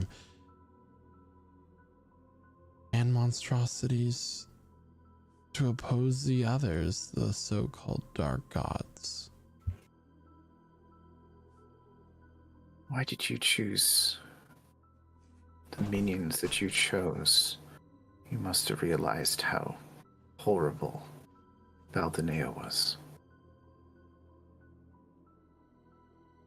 Sometimes to get the results you need, you must build anew. Even after the most devastating of forest fires and other natural disasters, life returns, begins to grow and flourish. The ashes of the old life fertilize the new. I was born from the light of the flame.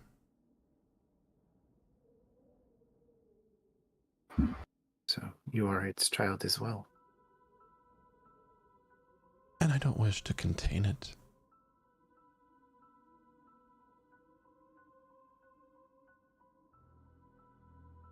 I can't speak for everyone here, but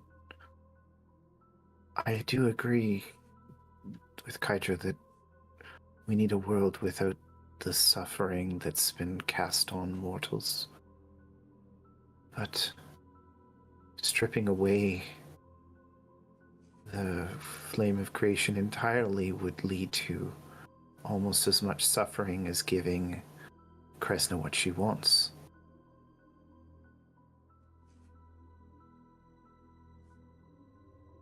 I know that mortals may not have been intended to hold the magic, but I don't know what happens if we lose it now. We are just your children's children, while being manipulated by your betrayers. I'm not here to fight you. I have other things to attend to this in the next few days. Although you may, as they say, certainly try in this moment, but you all look rather ragged from that previous one.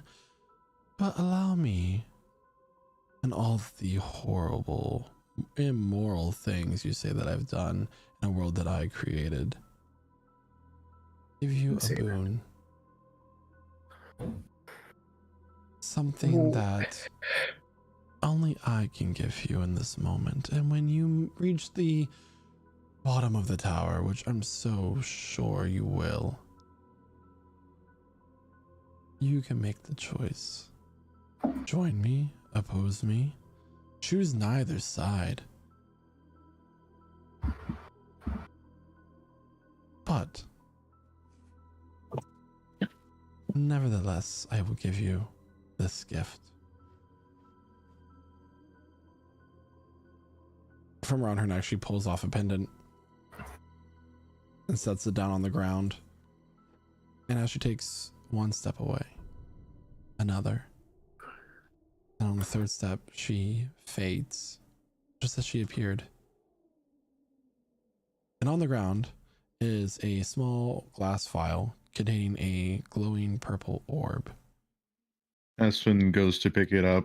And that's where we're going to end our session for tonight. Oh.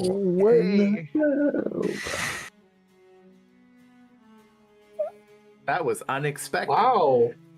Well, everybody, that is where we're ending our penultimate episode of Campaign 2 of Prestige Encounters. As the Seekers have some choices to be making, we, of course, will be live next week at our normally scheduled time here at twitch.tv/LedSouls and TikTok at Salcos Live for all of our wonderful adventure conclusions.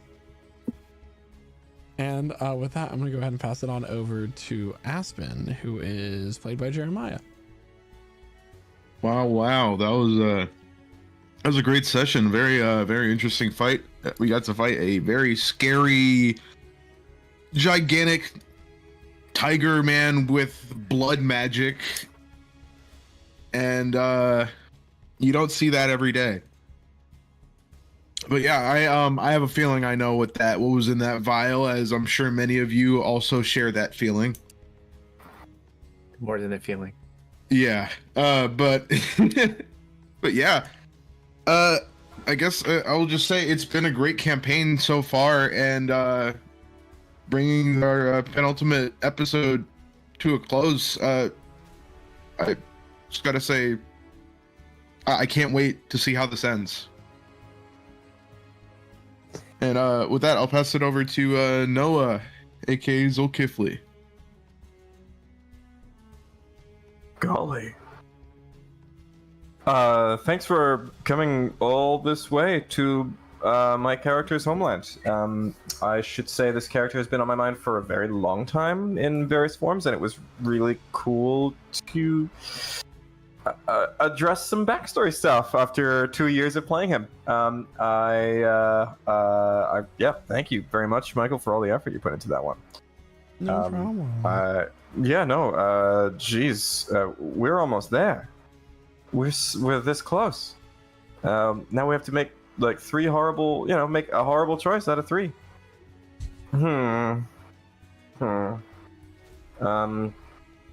All I'm gonna say is that was amazing, and please, Quentin, why don't you take it from us? Oh wait! Oh, that's awkward. I'm so sorry, Guy. Why don't you take over?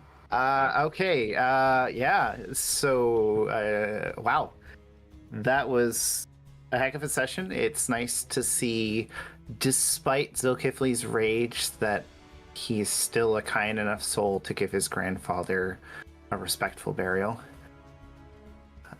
After taking on the powers of whatever the ritual was in truth, by the looks of it.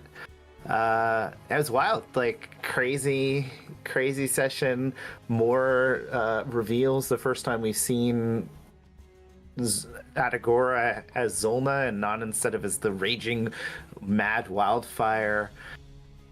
And just a lot of fun having some interesting character tension after a big fight that we're going to carry forward into what's going to be, I think, a really insane session next week. But with that said, as we discuss tension, we pass it on to Mordecai. Yeah, I don't know how we're going to finish this in one session. In my mind, well, that's what Michael says, but we'll figure this out as we go.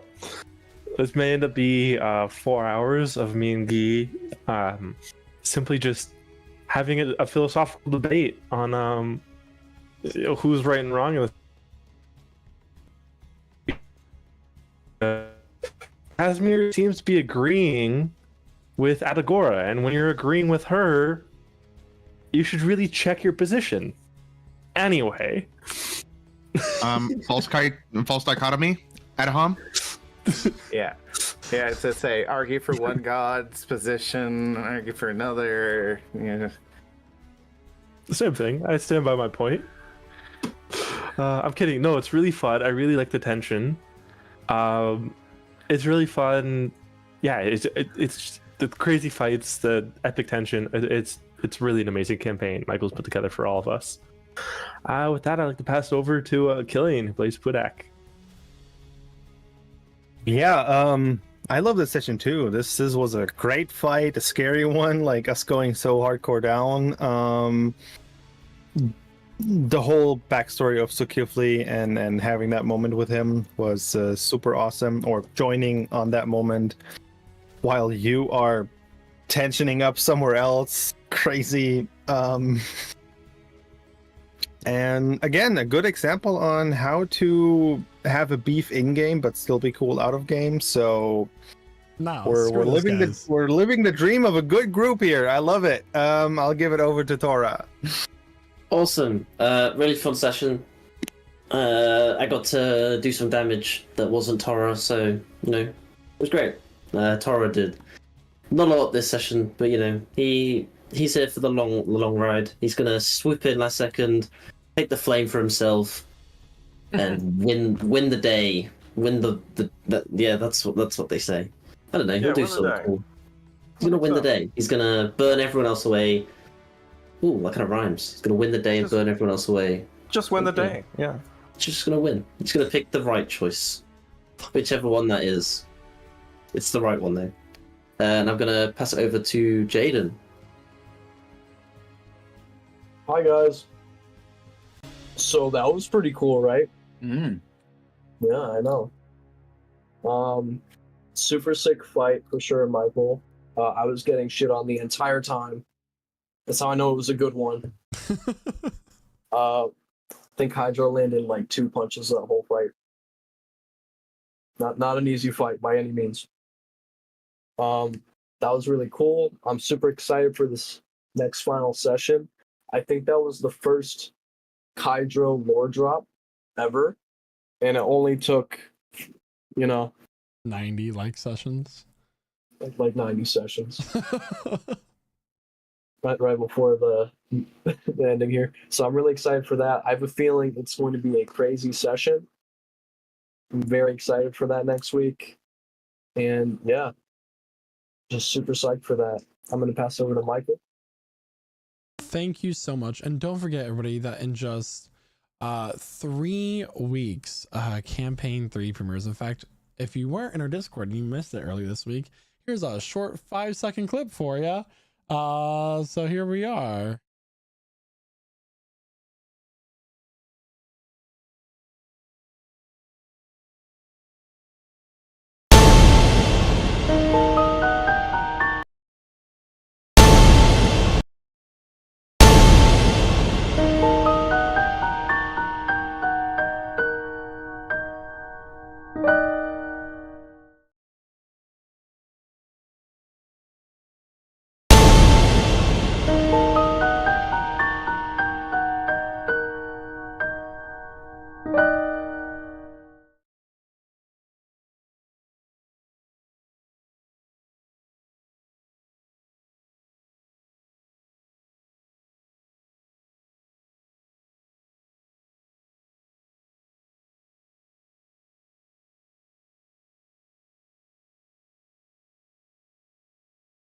Oh wait, now it's working. Thank you so much to everyone who was in tonight's session. Don't forget that in 3 weeks, Campaign 3 premieres.